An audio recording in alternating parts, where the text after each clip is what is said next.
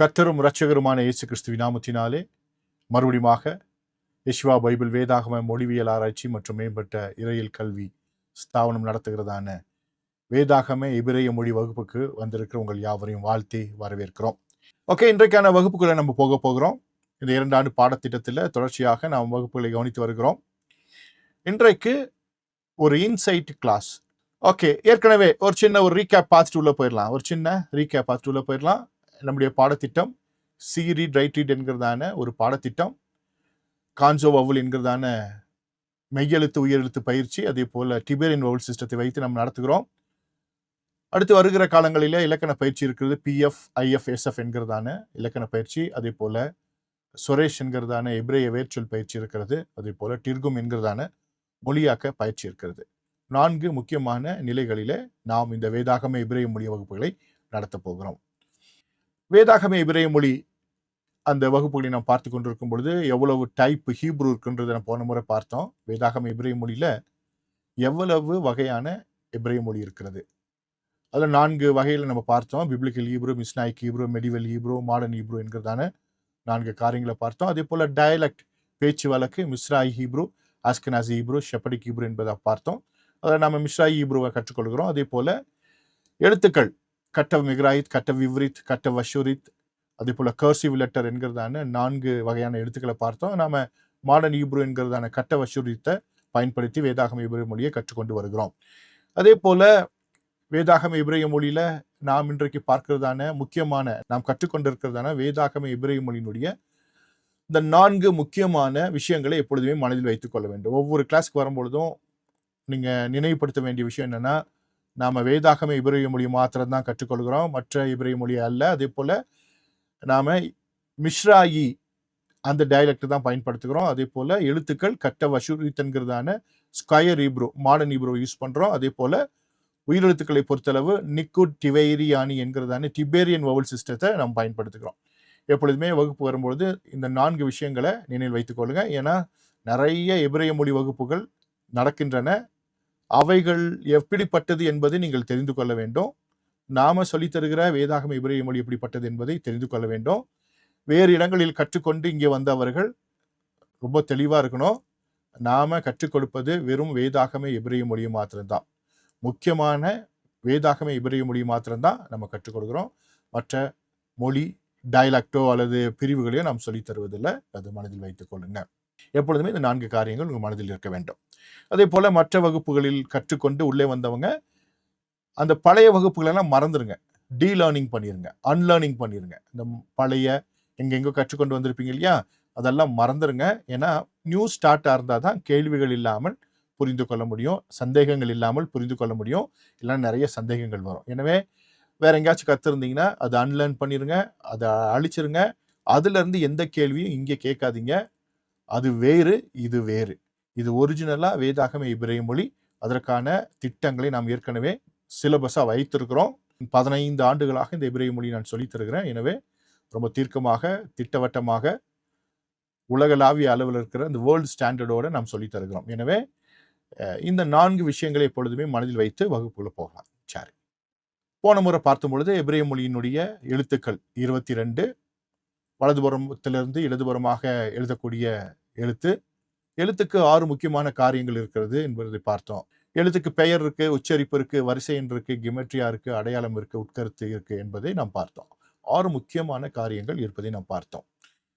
அதே போல போன வகுப்புல 6 எழுத்துக்கள், மெய் எழுத்துக்கள், கான்சோனன்ட்ஸை நம்ம பார்த்தோம். அதற்கான உச்சரிப்பு, அதே போல அதனுடைய கிமெட்ரியா வேல்யூ, அதே போல அதனுடைய வரிசை எண் ஆர்டர் நம்பரை நம்ம பார்த்தோம். இங்க ஆர்டர் நம்பர் இருக்கு, எழுத்துக்கு பேர் இருக்கு, உச்சரிப்பு இருக்கு. இந்த 3 விஷயங்களை வைத்து போன முறை சில முக்கியமான காரியங்களை நாம் கற்று தேர்ந்தோம்.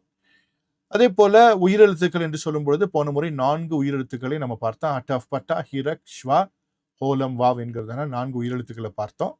அதுவும் உங்களுக்கு நினைவுல இருக்கும். அதே போல நாம் கற்றுக்கொண்டதான 6 எழுத்துக்கள், அதே போல 4 உயிரெழுத்துக்கள், 6 மெய்யெழுத்துக்களை வைத்து ஒரு வசனத்தை நாம் வாசித்தோம். அனி லேடோடி வேடோடி லீ என்கிறதான அற்புதமான ஒரு வசனத்தை நீங்கள் எல்லோருமே வாசித்தீங்க. உன்னத பாட்டு 6ஆம் அதிகாரம் 3வது வசனத்தில் இருக்கிறதான நான் என் நேசருடையவள் என் நேசர் என்னுடையவர் என்கிற வசனத்தை நீங்களே ஒர்க் அவுட் பண்ணி வாசித்தீங்க. அது ஒரு இனிய அனுபவமாக உங்களுக்கு இருந்தது. அதற்காக கர்த்தரை ஸ்தோத்திரிக்கிறேன். அப்போ உங்களால இந்த மொழியை கற்றுக்கொள்ள முடியும் என்கிறதான கான்ஃபிடென்ட் உங்களுக்கு வந்திருக்கு அப்படின்னு நான் விசுவாசிக்கிறேன். ஸோ போன வகுப்பு வரைக்கும் நடந்த காரியங்களை ஒரு ரீகேப் பண்ணிட்டோம். இப்போ இன்னைக்கான வகுப்புக்குள்ள நம்ம போக போகிறோம். இன்றைக்கான முக்கியமான வகுப்பு அது என்ன அப்படின்னா, ஒரு அவுட்டர் லைன் நம்ம பார்க்க போறோம். மறுபடியும் ஹீப்ருக்கான ஒரு அவுட்டர் லைன், நீங்க தெரிஞ்சுக்க வேண்டிய முக்கியமான ஒரு அவுட்லைன் நம்ம பார்க்க போறோம். ஒரு முக்கியமான அவுட்லைன். இன்னைக்கு எபிரேயத்தை கற்றுக்கொள்வதற்கான நோக்கத்துல ஒரு அவுட்லைன், ஒரு முக்கியமான அவுட்லைன் நம்ம பார்க்க போறோம். ஸ்கிரீன்ல வாசிக்கிறீங்க. வேதாகம எபிரேயம் வினை சொல்லை அடிப்படையாக கொண்ட மொழி.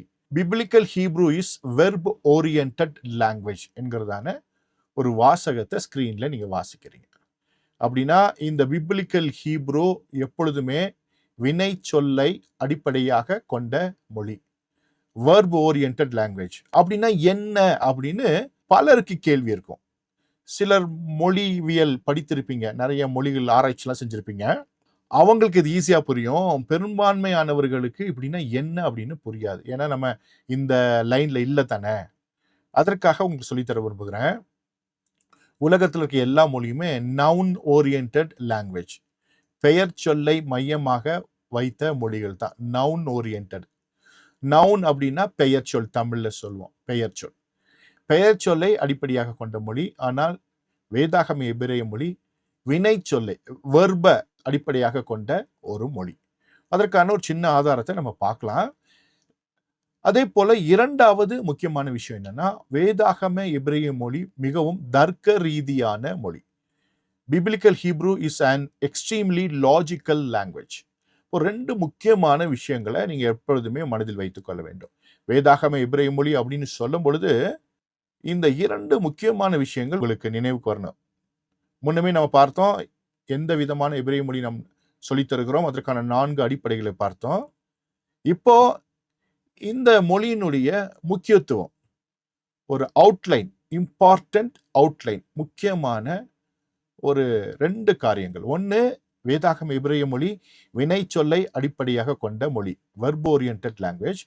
அதே போல வேதாகம எபிரேய மொழி மிகவும் தர்க்க ரீதியான மொழி, அதாவது லாஜிக்கல் லாங்குவேஜ். உலகத்தில் இருக்கிற மற்ற லாங்குவேஜஸ் எல்லாம் பிலாசபிக்கல் லாங்குவேஜஸ், பிலாசபின்னு சொல்லுவோம், பிலாசபிக்கல் லாங்குவேஜஸ். சரியா? இது லாஜிக்கல் லாங்குவேஜ். பிலாசபின்னா என்ன அர்த்தம் உங்களுக்கு தெரியும். பிலாசபி நிறைய கருதுகோள்கள், நிறைய விஷயங்கள் நம்ம என்ன பண்ணுவோம், பேசுவோம். உதாரணத்துக்கு ஒரு வசனத்தை எடுத்து பேசணும்னா நம்ம மனசுல என்ன தோணுதோ, நம்முடைய கலாச்சாரத்தின் அடிப்படையில நாம் கற்றுக்கொண்ட அடிப்படைகள் மூலமாக அந்த வசனத்தை நம்ம வியாக்கியானம் பண்ணுவோம். அது பிலாசபிக்கல் அண்டர்ஸ்டாண்டிங் அப்படின்னு சொல்லுவாங்க. நல்லா கவனமா கேட்கணும். ஒரு பிலாசபி பேசுவோம். ஒரு வசனத்தை எடுத்தா அதற்குள்ள நாம் புரிந்து கொண்ட விஷயங்கள், அதே போல நாம் கற்றுக்கொண்டவைகள், நமக்கு சொல்லிக் கொடுக்கப்பட்டவைகள், அவைகளெல்லாம் வைத்து ஒரு பிலாசபிக்கல் தாட் ப்ராசஸ் இருக்கும். சரியா? ஆனால் வேதாகம எபிரேய மொழி எப்படியுமே லாஜிக்கல் லாங்குவேஜ், எக்ஸ்ட்ரீம்லி லாஜிக்காக இருக்கும். லாஜிக்கும் பிலாசபிக்கும் வித்தியாசத்தை நீங்கள் என்ன பண்ணணும், இன்னைக்கு கூகுள் சர்ச் பண்ணி இல்லைன்னா ஏஐ சர்ச் எல்லாம் பண்ணி ChatGPT பண்ணி தெரிந்து கொள்ளுங்க. சரியா? ஓகே. அப்போ 2 முக்கியமான விஷயம். ஒன்று, வேதாகம எபிரேய மொழி வினை சொல்லை அடிப்படையாக கொண்ட மொழி. இன்னொன்று தர்க்க ரீதியான மொழி, அதாவது எக்ஸ்ட்ரீம்லி லாஜிக்கல் லாங்குவேஜ். இதற்கு ஒரு சின்ன ஒரு ஆதாரத்தை பார்க்க போறோம். நிறைய விஷயங்களை வருங்காலம் பார்க்கலாம். இன்னைக்கான வகுப்புக்கான சின்ன ஒரு விஷயத்தை நம்ம பார்க்க போறோம். என்ன அப்படின்னா, இன்னைக்கு டேட்டு ஹீப்ரு கேலண்டர்ல 18 ஹெஷ்வான் என்ற மாதம் 5785வது வருஷம். சரியா? இன்னைக்கு ஹீப்ரு கேலண்டர்ல டேட் என்னன்னா 18ஆம் தேதி. நமக்கும் இன்னைக்கு இப்போ 18ஆம் தேதி தான் இன்னைக்கு. ஆனா பகல்ல அவங்களுக்கு 17ஆம் தேதியா இருந்துச்சு. 6 மணி தாண்டினதும் 18ஆம் தேதியா மாறிடுச்சு. இப்போ அவங்களுக்கு 18. சரியா? அப்போ 6 o'clock மேலே தாண்டிடுச்சுன்னா அவங்களுக்கு என்ன ஆயிரும்னா, இப்போ நமக்கு தாண்டிடுச்சு இல்லையா, அப்போ நமக்கு 18. அவங்களுக்கு ஒரு நாள்ல 2 டேட் வரும். பகல்ல ஒரு டேட்டு, ஈவினிங் 6 o'clock அப்புறம் ஒரு டேட் வரும். அப்போ இன்னைக்கு 18ஆம் தேதி ஹெஷ்வான் என்ற மாதம் 5785வது வருஷம். அது முக்கியமல்ல, அதற்கு கீழே வருஷம் அப்படின்னு ஒன்று இருக்கு. வருஷம், இயர். ஷானா அப்படின்னு ஹீப்ருல சொல்லுவாங்க. ஷானா. அந்த ஷானா அப்படின்னா வருஷம். வருஷம் அப்படின்னும் போது உங்களுக்கு என்னெல்லாம் ஞாபகம் வரும் அப்படின்னா, என்ன ஞாபகம் வரும்னா, வருஷத்திற்கு 365 நாள் அப்படின்னு ஞாபகம் வரும். அது எந்த கேலண்டர்னா, நம்முடைய சோலார் கேலண்டர்ல 365 நாள். அப்போ வருஷம் அப்படின்னதுமே 365 நாள் இல்லைன்னா 52 வாரம் அப்படின்னு நமக்கு ஞாபகம் வரும். ஹீப்ரு கேலண்டரை பொறுத்த அளவுக்கு அது சோலார் கேலண்டர்ல, அது லூனார் கேலண்டர், அதாவது சந்திரனை மையமாக கொண்ட காலண்டர். வேதாகமத்தை படிக்கும் பொழுது உங்க கேலண்டர்ல இருந்து படிக்கக்கூடாது. அதாவது உங்களுடைய கால நிர்ணய சட்டத்திலிருந்து வேதாகமத்தை படிக்க கூடாது. அப்படின்னா என்னன்னா, நமக்கு 24 மணி நேரம் என்கிறதான ஒரு அமைப்புக்குள்ள இருக்கிறோம். அதாவது நைட்டு 12 மணிக்கு மேலதான் நமக்கு கேலண்டர் மாறும். நைட்டு 12 மணிக்கு. யூதர்கள் கேலண்டர் அப்படி இல்லை. சாயங்காலம் சூரியன் மறைஞ்சதுமே டேட்டு மாறிடும். அதாவது டேவும் மாறிடும். அதாவது பகல்ல இன்னைக்கு திங்கக்கிழமை இல்லையா, திங்கக்கிழமை 17ஆம் தேதினா 18ஆம் தேதினா ஒருவேளை 17ஆம் தேதி வச்சுக்கிட்டோம்னா, சாயந்தரம் சூரியன் மறைஞ்சதுக்கு அப்புறம் செவ்வாய்க்கிழமை 19ஆம் தேதியா மாறிடும். சரியா? ஒருவேளை இன்னைக்கு 18ஆம் தேதினா ஈவினிங் ஆச்சுன்னா 19ஆம் தேதியா மாறிடும். ஒருவேளை இப்போ 17ஆம் தேதி பகல்ல இருந்தா ஈவினிங் சூரியன் மறைஞ்சதுமே அது 18ஆம் தேதி செவ்வாய்க்கிழமையா மாறிடும். ஒரு நாள்ல 2 நாட்கள் அவங்களுக்கு கணக்கிடப்படும். சரியா? அப்போ நம்முடைய வேதாகமத்தை வாசிக்கும் பொழுது நாம் இந்த லூனார் கேலண்டரை புரிஞ்சுக்கிட்டோம்னா தான் அது வாசிக்கும் போது உங்களுக்கு புரியும். இதை ஏன் நான் உங்களுக்கு சொல்றேன்னா, ஆண்டவராகிய இயேசு கிறிஸ்து இரவும் பகலும் 3 நாட்கள் பூமியின் வயிற்றில் இருப்பார் அப்படின்னு சொல்லும்பொழுது இரவும் பகலும்னா என்ன அப்படின்னு நம்முடைய கேலண்டர்ல படிச்சுட்டு அதை நம்ம கணக்கு போட்டோம்னா நிறைய பிரச்சனை வரும். யூத கேலண்டர்ல படிச்சுட்டு அதை கணக்கு போட்டோம்னா தீர்வு கிடைக்கும். அதை குறித்து நாம் பின்னாட்களில் பார்ப்போம். இப்போ ஷானா அப்படின்ற வார்த்தையை பார்க்க போறோம். ஷானா இயர், வருஷம். ஏன்னா இந்த ஹீப்ரு மொழி ஏற்கனவே சொன்ன வெர்ப் ஓரியன்டட், அதே போல தர்க்க ரீதியான ஒரு மொழி, அதாவது எக்ஸ்ட்ரீம்லி லாஜிக்கல் லாங்குவேஜ் அப்படின்னு சொன்னேன். அப்போ ஷானா அப்படின்னும் பொழுது வருஷம் அப்படின்னு தமிழ்ல போட்டிருக்கிறோம். வருஷம்னா என்ன அப்படின்னா ஒரு பிலாசபிக்கல் தாட் உங்ககிட்ட இருக்கு. என்ன பிலாசபினா, அது 365 நாள் இருக்கும், 12 மாசம் இருக்கும், அப்புறம் 52 வாரம் இருக்கும் அப்படின்ற ஒரு பிலாசபி. அப்படின்னா நம்ம கற்றுக்கொண்ட விஷயங்கள், இதுதான் பிலாசபிக்கல் தாட்னு சொல்லுவோம். ஏன்னா அந்த வருஷம்ன்றதுல ஒண்ணுமே இல்லை, அது வருஷம்ன்ற பேர் மாத்திரம் தான் இருக்கு, அதுக்குள்ள ஒண்ணுமே இல்லை, அதை விளக்க வேண்டிய அவசியம் இல்லை. வருஷம்னா வருஷம் தான். நாம தான் பிலாசபிக்கலா என்ன பண்றோம்னா அது புரிந்து கொள்கிறோம். ஹீப்ருல பார்க்கும் பொழுது அது வித்தியாசமானது. இப்போ லூனார் கேலண்டர்னு பார்த்தோம். லூனார் கேலண்டர்ல ஒரு வருஷத்துல 354 நாட்கள். சரியா? லூனார் கேலண்டர், வேதாகம கேலண்டர்ல ஒரு வருஷத்திற்கு 354 நாட்கள். சரியா சொல்லணும்னா 354 நாட்கள் ஒரு மாதத்திற்கு 29 நாள் 12 மணி நேரம் 44 நிமிஷம் 3 செகண்ட். சரியா? ஒரு மாசத்திற்கு ஹீப்ரு கேலண்டர்ல 29 நாள் 12 மணி நேரம் 44 நிமிஷம் 3 செகண்ட். இதுதான் கணக்கு. அப்போ 29 நாட்கள் தான். அப்போ ஹீப்ரு கேலண்டர்ல 354 இருக்கும். 354 நாட்கள் அப்படியே கால்குலேட் பண்ணா இருக்கும். அதாவது 354 நாள் 12 மணி நேரம் 44 நிமிஷம் 3 செகண்ட் அப்படின்ற மாதிரி இருக்கும். ஒரு புரிந்து கொள்வதற்காக ரொம்ப டீட்டெயிலா நீங்க என்ன பண்ணிக்கலாம், கூகுள் சர்ச் பண்ணி பார்த்துருக்கலாம். நிறைய டீட்டெயில்ஸ் இன்னைக்கு கூகுள்னே உங்களுக்கு தந்துருவான். இல்லைன்னா சாட் ஜிபிடியில் போய் செக் பண்ணிக்கோடுங்க. ஏன்னா நீங்க எல்லாம் அறிவாளிகள். நான் உங்களுக்கு புரிஞ்சுக்கிறதுக்காக ஒரு விஷயம் சொல்றேன். அப்போ லூனார் கேலண்டர்ல ஏறக்குறைய 354 நாட்கள் அப்படின்னா 354 நாட்கள் கொஞ்சம் சொச்ச நாட்கள் அப்படி வரும். சரியா? ஓகே. அப்போ 355 நாட்கள் வரும் ஏறக்குறைய. இப்போ ஷானா அப்படின்ற வார்த்தையை நம்ம எடுத்துட்டோம்னா 3 எழுத்துக்கள், ஷீனு நூனு ஹே அப்படின்ற 3 எழுத்துக்கள். ஷானா அப்படின்னும் போது ஷீனு நூனு ஹே, வலதுபுறத்துல இருந்து இடதுபுறமாக 3 எழுத்துக்கள் இருக்குது. இப்போ ஷீனு நூனு ஹே அப்படின்ற 4 எழுத்து, இஷு இன்னு அப்படின்ற 3 ப்ரொனன்சியேஷன், ஷீனு நூனு ஹே அப்படின்ற 3 எழுத்து. இந்த எழுத்துக்கள் ஷானா அப்படின்னு வாசிக்கிறோம், வருஷத்திற்கான பெயர். இந்த எழுத்துக்களுக்கு ஒவ்வொரு வேல்யூ இருக்கு. போன முறை, அதாவது முதல் வகுப்புல பிரெக்னன்சி அப்படின்ற வார்த்தைக்கு ஹரையோன் அப்படின்ற வார்த்தையில அந்த எழுத்துக்களுக்கான மதிப்பு பார்த்தேன், கிமெட்ரியா என்ற மதிப்பு பார்த்தேன். அதே போல இந்த எழுத்துக்களுக்கான 3 எழுத்துக்கான கிமெட்ரியா வேல்யூ, ஏன்னா ஒவ்வொரு எழுத்துக்கும் 6 முக்கியமான காரியங்கள் இருக்கிறது இல்லையா, விஷயங்கள் இருக்குது இல்ல, அதுல கிமெட்ரியா வேல்யூ பார்க்கும் பொழுது இந்த ஷீன் அப்படின்ற எழுத்துக்கு 300, நூன் என்ற எழுத்துக்கு 50, ஹே என்ற எழுத்துக்கு 5 கூட்டினீங்கன்னா 355 நாட்கள். அப்போ நாம வருஷம்னு சொல்லணும்னா யாரோ ஒருத்தர் வந்து நிறைய ஒர்க் பண்ணியிருப்பார், அவர்கிட்ட கேட்கணும், இல்லைன்னா முன்னோர்கள்ட்ட கேட்கணும், தெரிஞ்சுக்கணும். ஆனா ஹீப்ரூல கேட்கலாம் வேண்டாம். அந்த வார்த்தையினுடைய கணக்கை போட்டாலே, அதுல இருக்கிற கிமெட்ரியா வேல்யூ பார்த்தாலே ஒரு வருஷத்துல எவ்வளவு நாள் இருக்குன்னு தெரிஞ்சிடும். 355 நாட்கள். சரியா? ஸோ எக்ஸாக்டா சொல்லணும்னா 354 நாட்கள், 29 நாள், 12 மணி நேரம், 44 நிமிஷம், 3 செகண்ட். அதுதான் ஹீப்ரு கேலண்டர்ல ஒரு வருஷம். இப்படி கணிச்சோம்னா 355 நாட்கள் வரும்.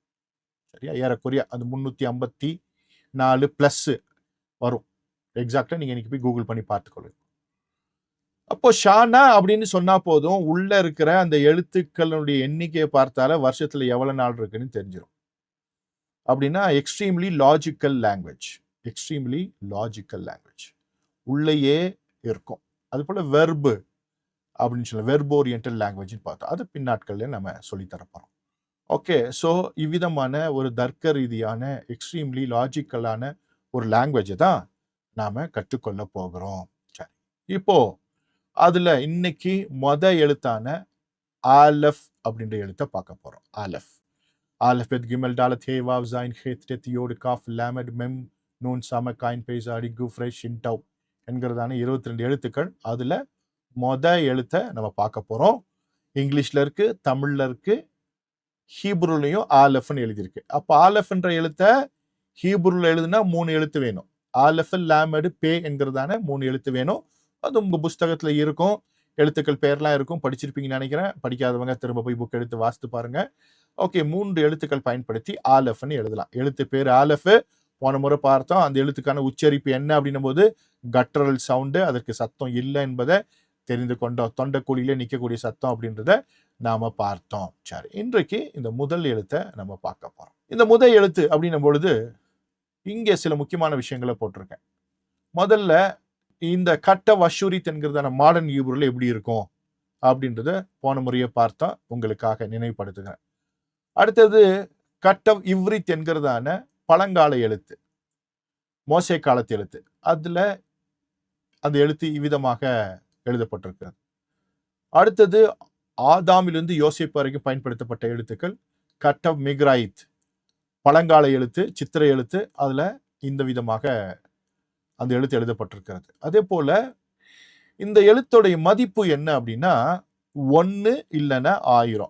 1க்கும் இந்த எழுத்தை தான் பயன்படுத்துவாங்க, 1000த்திற்கும் இந்த எழுத்தை தான் பயன்படுத்துவாங்க. ஏன்னா இந்திய அரேபிய எண்கள் பிற்காலத்துல கண்டுபிடிக்கப்பட்டது. வேதாகம காலகட்டங்களில 1, 2, 3 கிடையாது. அப்போ எபிரேய மொழி எழுத்துக்களை தான் மதிப்புக்கு பயன்படுத்தி இருக்கிறாங்க. அப்போ இந்த ஆலஃப் என்ற எழுத்தை 1க்கும் பயன்படுத்தி இருக்கிறாங்க, 1000த்திற்கும் பயன்படுத்தி இருக்காங்க. நல்லா நினைவில் வைத்துக் கொள்ள வேண்டும். அதே போல இந்த எழுத்து இருக்கு இல்லையா, இதை வந்து ஃபுல் லெட்டர்னுவாங்க. ஒரு 4 கட்டம் இருக்கு பாருங்க, ஒரு ஸ்கொயருக்குள்ள அது 4 கட்டமா பிரிச்சிருக்கு ஈக்குவலா. அந்த கட்டத்துக்குள்ள எழுதுனா 4 கட்டத்திற்குள்ளேயும் இந்த எழுத்துக்கள் வரணும். ஸ்கொயர் ஹீப்ரூன்னு ஏற்கனவே சொன்ன இல்லையா. அப்போ இந்த ஹீப்ரூ எழுதணும்னா கட்டங்கள் இருந்தா போதும். இந்த கட்டம் போட்ட நோட் இருக்கு தெரியுமா, ஸ்கொயர் ஸ்கொயரா கட்டம் போட்ட நோட் இருக்கும் தெரியுமா, அந்த நோட்டை வாங்கிட்டீங்கன்னா அந்த மேத்ஸ் நோட் ஒன்று இருக்கும், கட்டம் கட்ட போட்ட நோட்டு. அந்த நோட்டை வாங்கிட்டீங்கன்னா ஈஸியா எழுத்துக்கள் எழுதலாம். ஏன்னா இதெல்லாம் ஸ்கொயர் ஹீப்ரூ தான். ப்ராக்டிஸுக்கு என்ன பண்ணலாம், கட்டம் போட்ட நோட்டு வாங்கி கொள்ளுங்க. அப்போ ஒரு கட்டத்துக்குள்ள 4 கட்டத்துக்குள்ள இந்த எழுத்து எழுதப்படும். இது ஃபுல் லெட்டர் அப்படின்னு சொல்லுவாங்க. இது ஃபுல் லெட்டர். ஆஃப் லெட்டர் இருக்கு, குவார்டர் லெட்டர் இருக்கு, அப்புறம் எக்ஸ்ட்ரா லார்ஜ் லெட்டர் இருக்கு, அப்படின்னா பெரிய எழுத்தும் இருக்கிறது. அப்போ full letter, half letter, quarter letter, enlarge letter அப்படின்னு 4 விதமான எழுத்துக்கள் இருக்கிறது, பிரிக்கலாம். ஸோ இன்னைக்கு ஃபுல் லெட்டர் பார்க்கலாம். இன்றைக்கு முழு எழுத்து. ஆலஃப் என்பது முழு எழுத்து. அதே போல இதற்கான ஒரு அடையாளம் இருக்கிறது, சைன் அப்படின்னு நம்ம சொல்லலாம். ஏற்கனவே 6 முக்கியமான விஷயங்கள் இருக்குதுல்ல, அதுல 1 சைன். இது எருதினுடைய தலையை குறிக்கிறது, புல்லோட ஹெட். சரியா, புல்லோட ஹெட் முக்கியமான விஷயம். அதே போல இதோட இன்சைட் என்ன, அடையாளம் வந்து எருதின் தலை. இன்சைட் என்னன்னா லீடர், பவர், தலைமை, வல்லமை என்று அர்த்தம். சரியா? ஓகே, லீடர் அல்லது என்னன்னா பவர், தலைமை, வல்லமைன்னு அர்த்தம். இந்த ஸ்கிரீன்ல தெரிகிற இந்த விஷயங்கள் இந்த எழுத்தினுடைய அடிப்படைகள். 3 விதமான எழுத்துக்கள், அதோடைய மதிப்பு, அதை எப்படி எழுதுறது, அதோடைய அடையாளம் என்ன, சைன் என்ன, அதோடைய உட்கருத்து என்ன, இன்சைட் என்ன என்பதெல்லாம் இந்த ஸ்கிரீன்ல பார்க்குறீங்க அப்படின்னு நினைவில் வைத்துக் கொள்ளுங்க. அது உங்களுடைய அந்த ஒர்க் புக்ல இருக்கும். மறுபடியும் ரீகால் பண்ணிக்கொள்ளுங்க. அடுத்தது இந்த எழுத்தை குறித்து போன முறை நான் சொல்லி கொடுத்திருந்தேன். குளோட்டல் ஸ்டாப். இதோடைய ப்ரொனன்சியேஷன் என்னன்னா குளோட்டல் ஸ்டாப். இங்க ஸ்கிரீன்ல பாக்குறீங்க. பார்க்கும்பொழுது என்ன தெரியுதுன்னா, கீழே எல்லோ கலர்ல பார்க்கும்போது ஒரு குளோட்டல்னு போட்டு ஒரு ஏரோ மார்க் இருக்கு. அப்போ தொண்டை குழிக்குள்ள, சரியா, அந்த இடத்துல இருந்து ஒலிக்கக்கூடிய, அங்கே நிற்கக்கூடிய ஒரு சத்தம், அங்கே நின்னுறணும், வாய் வழியா வரக்கூடாது. அந்த இடத்துல நிற்கக்கூடிய குளோட்டல் ஸ்டாப் அப்படின்னு சொல்லுவாங்க. அதனாலதான் இதற்கு உச்சரிப்பு இல்லை அப்படின்னு சொல்லுவாங்க. நிறைய ஹீப்ரு டீச்சர்ஸ் இதை வந்து சைலண்ட் அப்படின்னு சொல்லுவாங்க. இது சைலண்ட் இல்ல, குளோட்டல் ஸ்டாப் அப்படின்னு சொல்லுகிறதான தொண்டைக்குழியிலேயே நிற்கக்கூடிய ஒரு ஒலிக்குறிப்பு. வாய் வழியா சத்தம் வராது. அப்படியே பார்த்துக்கொள்ளுங்க. உச்சரிப்பு ப்ரொனன்சியேஷன் குளோட்டல் ஸ்டாப். அடுத்தது ஐபிஎஸ் சிம்பல் அப்படின்வாங்க. எந்த மொழியை கற்றுக்கொள்ளணும்னாலும் ஐபிஎஸ் சிம்பல் உங்களுக்கு வேணும். அது ரொம்ப ரொம்ப முக்கியம். உலகத்துல எந்த மொழியை கற்றுக்கொண்டாலும் ஐபிஎஸ் சார்ட் கண்டிப்பா வேணும். அப்பதான் சரியா ப்ரொனவுன்ஸ் பண்ண முடியும். இஷ்டத்திற்கு ஒருத்தர் வந்து லாங்குவேஜை சொல்லி தர முடியாது. யார்கிட்ட வேணா லாங்குவேஜை கற்றுக்கொள்ளுங்க, இப்ரேய மொழி கற்றுக்கொள்ளுங்க. முதல்ல அவங்க ஐபிஎஸ் சார்ட் வச்சிருக்கிறாங்களா, ப்ரொனன்சியேஷனை சரியா சொல்லி தராங்களா அப்படின்றத உறுதிப்படுத்திக் கொள்ளணும். சரியா? யெஷுவா பைபிள் என்னைக்குமே அத்தன்டிக்கா ஐபிஎஸ் சார்ட்டோட தான் சொல்லி தருகிறது. எனவே யெஷுவா பைபிள் மூலமாக சொல்லி தருகிற எபிரேய மொழியினுடைய உச்சரிப்பு 100% கரெக்டா இருக்கும். வேதாகமே எபிரேய மொழி, ஓகே, மற்ற மொழிகள் அல்ல. வேதாகமே எபிரேய மொழியை பொறுத்தளவுக்கு 100% கரெக்டா இருக்கும். ஏன்னா ஐபிஏ சார்ட்டை வச்சுதான் நம்ம சொல்லித்தரோம். ஒவ்வொரு எழுத்துக்கும் நம்ம அப்படிதான் சொல்லி தந்து கொண்டிருக்கிறோம். ஸோ இன்னைக்கு முதல் எழுத்துல பார்க்குறோம். அந்த முதல் எழுத்துடைய ஐபிஎஸ் சிம்பல் என்னன்னா ஒரு கேள்விக்குறி. ஒரு கேள்விக்குறி. அந்த கேள்விக்குறி எங்க அந்த படத்துல இருக்குன்ற அப்படியே பார்த்து கொள்ளுங்க. ஓகே, கட்டரல் சவுண்டுன்னு சொல்லுவாங்க. அப்போ அந்த கேள்விக்குறிக்கு என்ன அர்த்தம்னா கட்டரல் சவுண்டு. தொண்டைக்குழியில இருக்க அந்த அந்த இடத்து பேர் என்ன, குளோட்டல். அப்போ குளோட்டல் ஸ்டாப்னு பார்த்தோம். இந்த சவுண்டு பேர் என்னன்னா கட்டுரல் சவுண்ட் அப்படின்னு சொல்லுவாங்க. கட்டுரல் சவுண்ட் அப்படின்னு சொல்லுவாங்க. தொண்டைக்குழியில நிற்கக்கூடிய ஒரு சத்தம். இன்னொரு மேப்ல பார்த்தா உங்களுக்கு புரிஞ்சிடும். இங்க 2 படத்தையும் உங்களுக்காக போட்டிருக்கேன். இன்டர்நேஷனல் ஃபோனடிக் ஆல்பபெட் சார்ட்ல இருக்கக்கூடிய, ஐபிஏ சார்ட்ல இருக்கக்கூடிய 2 படத்தை உங்களுக்காக போட்டிருக்கேன். இதுல பாத்தீங்கன்னா இந்த குளோட்டல் ஸ்டாப் எங்க இருக்குன்னா, அங்க ஒரு ஏரோ மார்க் இருக்கா, அந்த கேள்விக்குறி இருக்கு இல்லையா? ஸோ அங்கிருந்து அப்படி பார்த்துக்கொள்ளுங்க. கேள்விக்குறி அது எங்க இருக்குன்னா தொண்டை குழிக்குள்ள இருக்கு. இங்க பார்த்தீங்கன்னா இந்த படத்துல எங்க இருக்குன்றதை மார்க் பண்ணியிருக்கிறேன். இப்படி நினைவில் வைத்துக் கொள்ளுங்க. குளோட்டல் ஸ்டாப். வாயை திறந்து அப்படின்னு மூடுறோம். தொண்டைக்குள்ள ஒரு அழுத்தத்தை கொடுக்கணும். தொண்டைக்குள்ள ஒரு அழுத்தம். தொண்டைக்குள்ள ஒரு அழுத்தம் கொடுக்கணும். நீங்களே சத்தம் வராத மாதிரி ஒரு அழுத்தத்தை நீங்க கொடுக்கணும். ஏன்னா ஹீப்ரு லாங்குவேஜ் வந்து பேசுவதற்கு ரொம்ப ரொம்ப கடினமான லாங்குவேஜ். ஏன்னா நேட்டிவா அப்படின்னா நேட்டிவ் ஸ்பீக்கர்ஸ்ன்னு சொல்லுவாங்க. அவங்களால தான் இதை என்ன பண்ண முடியும்னா சரியா உச்சரிக்க முடியும், சரியா பேச முடியும். நாம நேட்டிவ் ஸ்பீக்கர் இல்லை, நாம தமிழ் ஸ்பீக்கிங் பீப்புள். நமக்கு இது கொஞ்சம் கஷ்டமா இருக்கும். ஆனா பழகிட்டீங்கன்னா ஈஸியா வந்துடும். எல்லாமே பழக்கம் தான். இப்போ தொண்டைக்குழிய அப்படி திறந்து வாய மூடக்கூடிய, தொண்டைக்குழியில ஒரு அழுத்தம் கொடுக்கக்கூடிய ஒரு எழுத்து. அதை கொடுத்து பாருங்க. அப்படி என்ன பண்ணுங்க, ஒரு சத்தம் வரணும் வெளியே, ஆனா தொண்டைக்குழிய அடக்கணும். அப்படி அப்படின்னு உள்ள நிக்கணும். ஓகே, இதுதான் இதனுடைய உச்சரிப்பு. கட்டரல் சவுண்ட், குளோட்டல் ஸ்டாப் அப்படின்னு சொல்லக்கூடிய ஒன்று. அடுத்தது இந்த சார்ட் உங்ககிட்ட இருக்கும். 3வது சார்ட் இருக்கும். அந்த சார்ட் எடுத்து என்ன பண்ணுங்கன்னா முத எழுத்துக்கு கீழே ஒரு டேஷ் போட்டுக்கொள்ளுங்க. ஏன்னா இது கட்டரல் சவுண்டு, குளோட்டல் ஸ்டாப் அப்படின்னு சொல்லியிருக்கறதுனால ஒரு டேஷை போட்டுக்கோங்க. இந்த 3வது பக்கம் உங்ககிட்ட இருக்கும். அதை எடுத்து எழுதி கொள்ளுங்க. ஓகே, முத எழுத்து அங்க நம்ம டேஷ் போட்டுக்கிறோம். ஓகே, சரி. அந்த 3வது பேஜ் எடுத்துக்கொள்ளுங்க. எபிரேய மொழியை ப்ரொனவுன்ஸ் பண்ணுவதற்கு அந்த 22 எழுத்தை 29 பிரிவா இங்க பிரிச்சிருக்கோம். 22 எழுத்துக்கள் தான் எபிரேய மொழியில ஆனா ப்ரொனன்சியேஷனுக்காக 29 வகையா பிரிச்சிருக்கோம். இங்கிலீஷ்ல 26 எழுத்து தான், ப்ரொனன்சியேஷனுக்காக 44 வகையா பிரிச்சிருப்பாங்க. 44 ப்ரொனன்சியேஷன் இருக்கும். அதே போல ஹீப்ரூல 22 எழுத்துக்கள் தான், ப்ரொனன்சியேஷனுக்காக 29 பிரிவா பிரிச்சிருப்போம். நல்லா ஞாபகம் வச்சுக்கணும். இங்க 29 எழுத்துக்கள் இங்க இருக்கும் இல்லையா, புள்ளி வைத்து புள்ளி இல்லாம அப்படிலாம் இருக்கும். இது ப்ரொனன்சியேஷனுக்காக பிரிச்சிருக்கோம். உடனே நினைச்சக்க கூடாது, ஏன்னா 29 எழுத்து இருக்கு அப்படின்னு நினைத்துக் கொள்ளக்கூடாது. இது ப்ரொனன்சியேஷனுக்காக. இங்கிலீஷ்ல 26 எழுத்து தான், ப்ரொனன்சியேஷன் 44 எழுத்துக்கள். அதே போல ஹீப்ரூல 29. அதுல இதுல கீழே டேஷ் போட்டுக்கோங்க. ஒவ்வொரு முறையும் வகுப்பு நடக்கும் பொழுது இதை ஃபில் பண்ணிடுவோம் நம்ம. சரியா, சீக்கிரமாக அதை இன்னொரு 5-6 வகுப்புல இதை ஃபில் பண்ணிடுவோம். ஸோ இந்த சார்ட் எப்பவுமே உங்ககிட்ட இருக்கணும். அதே போல போன முறை நாம பார்த்ததான எழுத்துக்களையும் நீங்க என்ன பண்ணும், இதுல எழுதி கொள்ளணும். அதோட ப்ரொனன்சியேஷன் எழுதிக்கணும். இங்க பாருங்க, எழுத்து இட்டுன்னு இருக்கு இல்லையா, அது எங்க இருக்கு, 6வது லெட்டர், அது கீழே இட்டுன்னு போட்டுக்கோங்க. இங்கிலீஷ்ல டி போட்டுக்கோங்க. சரி, 6வது எழுத்து டி போட்டுக்கோங்க. அதே போல இவ்வுன்ற எழுத்து இருக்கு பாருங்க, அது 9வது எழுத்தா இருக்கு. ப்ரொனன்சியேஷனுக்காக 9ஆ பிரிச்சிருக்கோம். ஆனா அந்த எழுத்து 6வது எழுத்து, ப்ரொனன்சியேஷன்ல 9வது எழுத்து. அப்போ 2 விஷயங்களை நம்ம பார்த்துக்கணும். கன்ஃபியூஸ் ஆயிடக்கூடாது. இது ப்ரொனன்சியேஷன் சார்ட். இதுல 9வது எழுத்துக்கு கீழே வந்து பாத்தீங்கன்னா இவ் இல்லைன்னா வி போட்டுக்கோங்க. அதே போல 13வது எழுத்து கீழே இ போட்டுக்கோங்க. 13வது எழுத்து கீழே ஐ போட்டுக்கோங்க. அதே போல 16வது எழுத்து கீழே எல் போட்டுக்கோங்க. 16வது எழுத்து கீழே. அதற்கப்புறம் 18வது எழுத்து கீழே இன்னு போட்டுக்கோங்க. சரியா, என்னு போட்டுக்கோங்க. மறுபடியும் 1வது எழுத்து கீழே டேஷ், அதுக்கப்புறம் 6வது எழுத்து கீழே இட்டு இல்லைன்னா டி இங்கிலீஷ்ல. அப்புறம் 9வது எழுத்து கீழே இவ் இங்கிலீஷ்ல வி. 13வது எழுத்து கீழே இ இல்லைன்னா இங்கிலீஷ்ல ஐ. அப்புறம் 16வது எழுத்து கீழே இங்கிலீஷ்ல எழுதுறவங்க எல். அப்புறம் 18வது எழுத்து கீழே, அந்த 18 ப்ரொனன்சியேஷன் சார்ட்ல 18 கீழே இன்னு இங்கிலீஷ்ல என் எழுதிக்கோங்க. இந்த 18ல பாத்தீங்கன்னா 2 இருக்கும், 2க்குமே ஒரே ப்ரொனன்சியேஷன் தான். அது சோஃபித் லெட்டர்னு சொல்லுவாங்க. பின்னால் நம்ம பார்க்கலாம். 5 இந்த கடைசியில் வரக்கூடிய எழுத்துக்கள் இருக்கிறது. அப்போ இன்னு. ஓகே, அப்போ இந்த சார்ட்ல நாம 6 எழுத்துக்களை குறிச்சிட்டோம். ஓகே, 29ல 6 நாம குறிச்சிட்டோம். மிச்சம் இருக்கிறதெல்லாம் வருங்காலங்களில நாம குறித்து கொள்ள போகிறோம். இப்போ இந்த எழுத்த நம்ம பார்க்க போறோம். மறுபடியும் இது ஒரு முழு எழுத்து.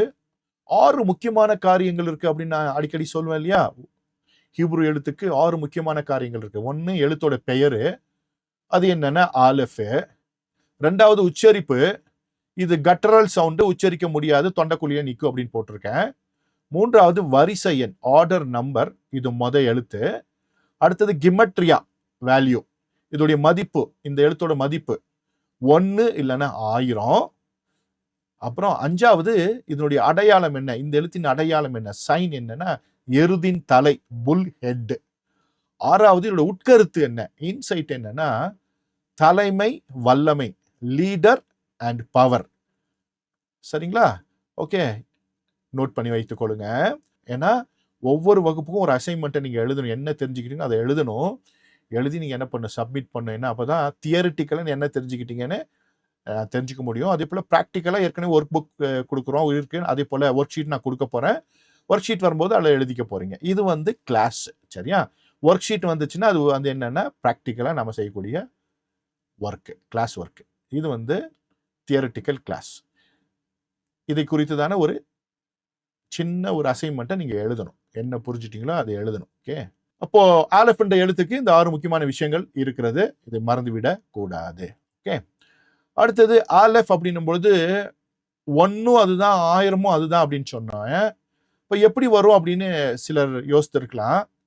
ஆலெஃப்னு படிச்சா 1, அதுவே இங்க எல்எஃப் அந்த எழுத்துக்கு கீழே ஆலெஃப் லாமட் பேங்கிற 3 எழுத்து இருக்கு. அது கீழே இருக்க உயிர் எழுத்துக்கள் பாருங்க, அக்க திருப்பி போட்டிருக்கோம். 2 அக்க திருப்பி போட்டிருக்கோம்.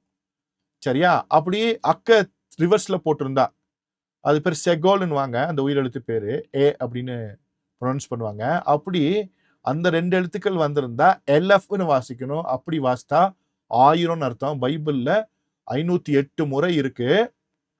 ஒரு வசனம் உங்களுக்காக போட்டிருக்கேன். சங்கீதம் 91:7. உன் பக்கத்தில் 1000 பேரும் உன் வலதுபுறத்தில் 10,000 பேர் விழுந்தாலும் அது உன்னை அணுகாது அப்படின்னு இருக்குல்ல.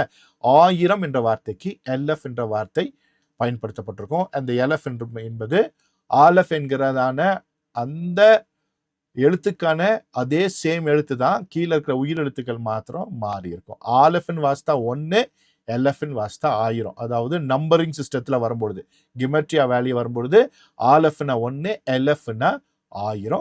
508 முறை வேதாகமத்துல எலஃப் என்ற வார்த்தை பழைய ஏற்பாட்டிலே பயன்படுத்தப்பட்டிருக்கிறது. அப்போ ஆலஃப் 1ஐயும் குறிக்கும், 1000ஐயும் குறிக்கும். வவுல் பாயிண்ட் மாத்திரம் மாறும், எழுத்துக்கள் மாறாது. அப்போ உச்சரிப்பு மாறும் பொழுது அதோடைய மதிப்பு மாறுகிறது. ஆலஃப்னா 1, எலஃப்னா 1000. எழுத்துக்கள் அதே தான் என்பதை தெரிந்து கொள்ளணும். அடுத்தது ஆலஃப் அப்படின்னா என்ன அப்படின்னும் பொழுது பவர், வல்லமை அப்படின்னு முன்னால ஸ்கிரீன்ல பார்த்தோம். ஆலஃப்னா பவர், வல்லமை. பிக்டோகிராஃப் எழுத்து இங்க போட்டிருக்கேன். கட்ட மிக்ராயத்துல ஒரு புல்லோட தலை, அதே போல இங்க ஒரு புல்லோட தலையை பாக்குறீங்க. இப்போ இந்த தலை இருக்கிற இப்படி இருக்கிற ஒரு மாடை பார்க்கும் பொழுது எப்படி பார்ப்பீங்க? இப்படி இருந்தா எப்படி பார்ப்பீங்க? புரிஞ்சா? என்னங்க? இப்படி இருந்தா எப்படி பார்ப்பீங்க? ஓகே, இப்படி இருந்தா எப்படி பார்ப்பீங்க? ஒரு இது பார்த்தீங்கன்னா ஓகே அழகா இருக்கு, ஹார்ம்லெஸ், இதனால நமக்கு பெரிய பாதிப்பு இல்லை அப்படின்னு. ஆனா இப்படி இருந்துச்சுன்னா ஒரு பயம் இருக்கும். ஏன்னா கொம்பு இருக்கு, முட்டிரும். எத்தனை பேருக்கு புரியுது? அப்போ இந்த மாட்டோடைய அடையாளம் பவர் எதுல இருக்குன்னா இந்த கொம்புல இருக்கு. இப்போ 2 கொம்பு இருக்கிற ஒரு மாட்டை தான், அந்த மாட்டோடைய தலையை தான், அந்த புல் ஹெட் தான் ஆலஃப் என்ற எழுத்துக்கு பயன்படுத்தப்பட்டிருக்கிறது. அதுதான் அதனுடைய அடையாளம். சரியா? அப்போ எருது பிளஸ் 2 கொம்புகள், பலம், தலைமை. அப்போ 2 கொம்பு இருக்கிற இந்த எருது தான் அந்த கூட்டத்திற்கு தலைமை தாங்கும், அதே போல எதிராளிகளை வீழ்த்தும்.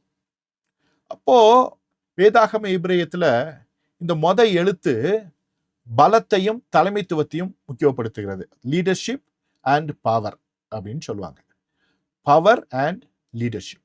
அப்ப ஆலஃப் என்ற எழுத்து பலம் மற்றும் தலைமையை குறிக்கிறது. இப்போ இந்த எழுத்தை எங்க வேதாகமத்துல வாசித்தாலும் உங்க மனசுல என்ன வரணும்னா பலம், தலைமை அப்படின்னு வரணும். அதாவது ஒரு வார்த்தையை வாசிக்கிறீங்க, அதுல ஒரு ஆலஃப் இருக்குன்னு வச்சுக்கோங்களேன். அப்ப அங்க என்ன இருக்கு? பவர் அண்ட் லீடர்ஷிப் இருக்கு. அப்போ அந்த வார்த்தையில என்னெல்லாம் இருக்கு அப்படின்னு மற்ற எழுத்துக்கள் மூலியமா அதுல இருக்கிற அந்த மீனிங்ஸ் எல்லாம் தெரிஞ்சுக்கிட்டீங்கன்னா அந்த வார்த்தையோட மீனிங் என்ன என்பதை சரியா புரிஞ்சுக்க முடியும். எப்படி ஷானா அப்படின்னும் பொழுது அவருடைய எண் மதிப்பை வைத்து 355 நாட்கள் தான் ஒரு வருஷத்துல இருக்குன்றதை கண்டுபிடிச்சோல, அதே போல ஆலஃப் இருக்கிற வார்த்தைகள்லாம் வாசித்தீங்கன்னா ஆலஃப் இருந்தாலே, அதாவது ஒரு வார்த்தையினுடைய ஆரம்பத்துல ஆலஃப் இருந்தா, ஒரு வார்த்தையினுடைய ஆரம்பத்துல ஆலஃப் இருந்தா பலம், வல்லமை என்கிறதான ஒரு கருத்தை அது முன்வைத்து தான் ஆரம்பிக்கிறது என்பதை மறந்துவிடக்கூடாது. சரியா? ரொம்ப லாஜிக்கலான ஒரு லாங்குவேஜ். ஓகே, புரிஞ்சிருக்கும் அப்படின்னு நம்புறேன். அப்போ bull plus 2 horns, strength and leadership. Okay, சரி.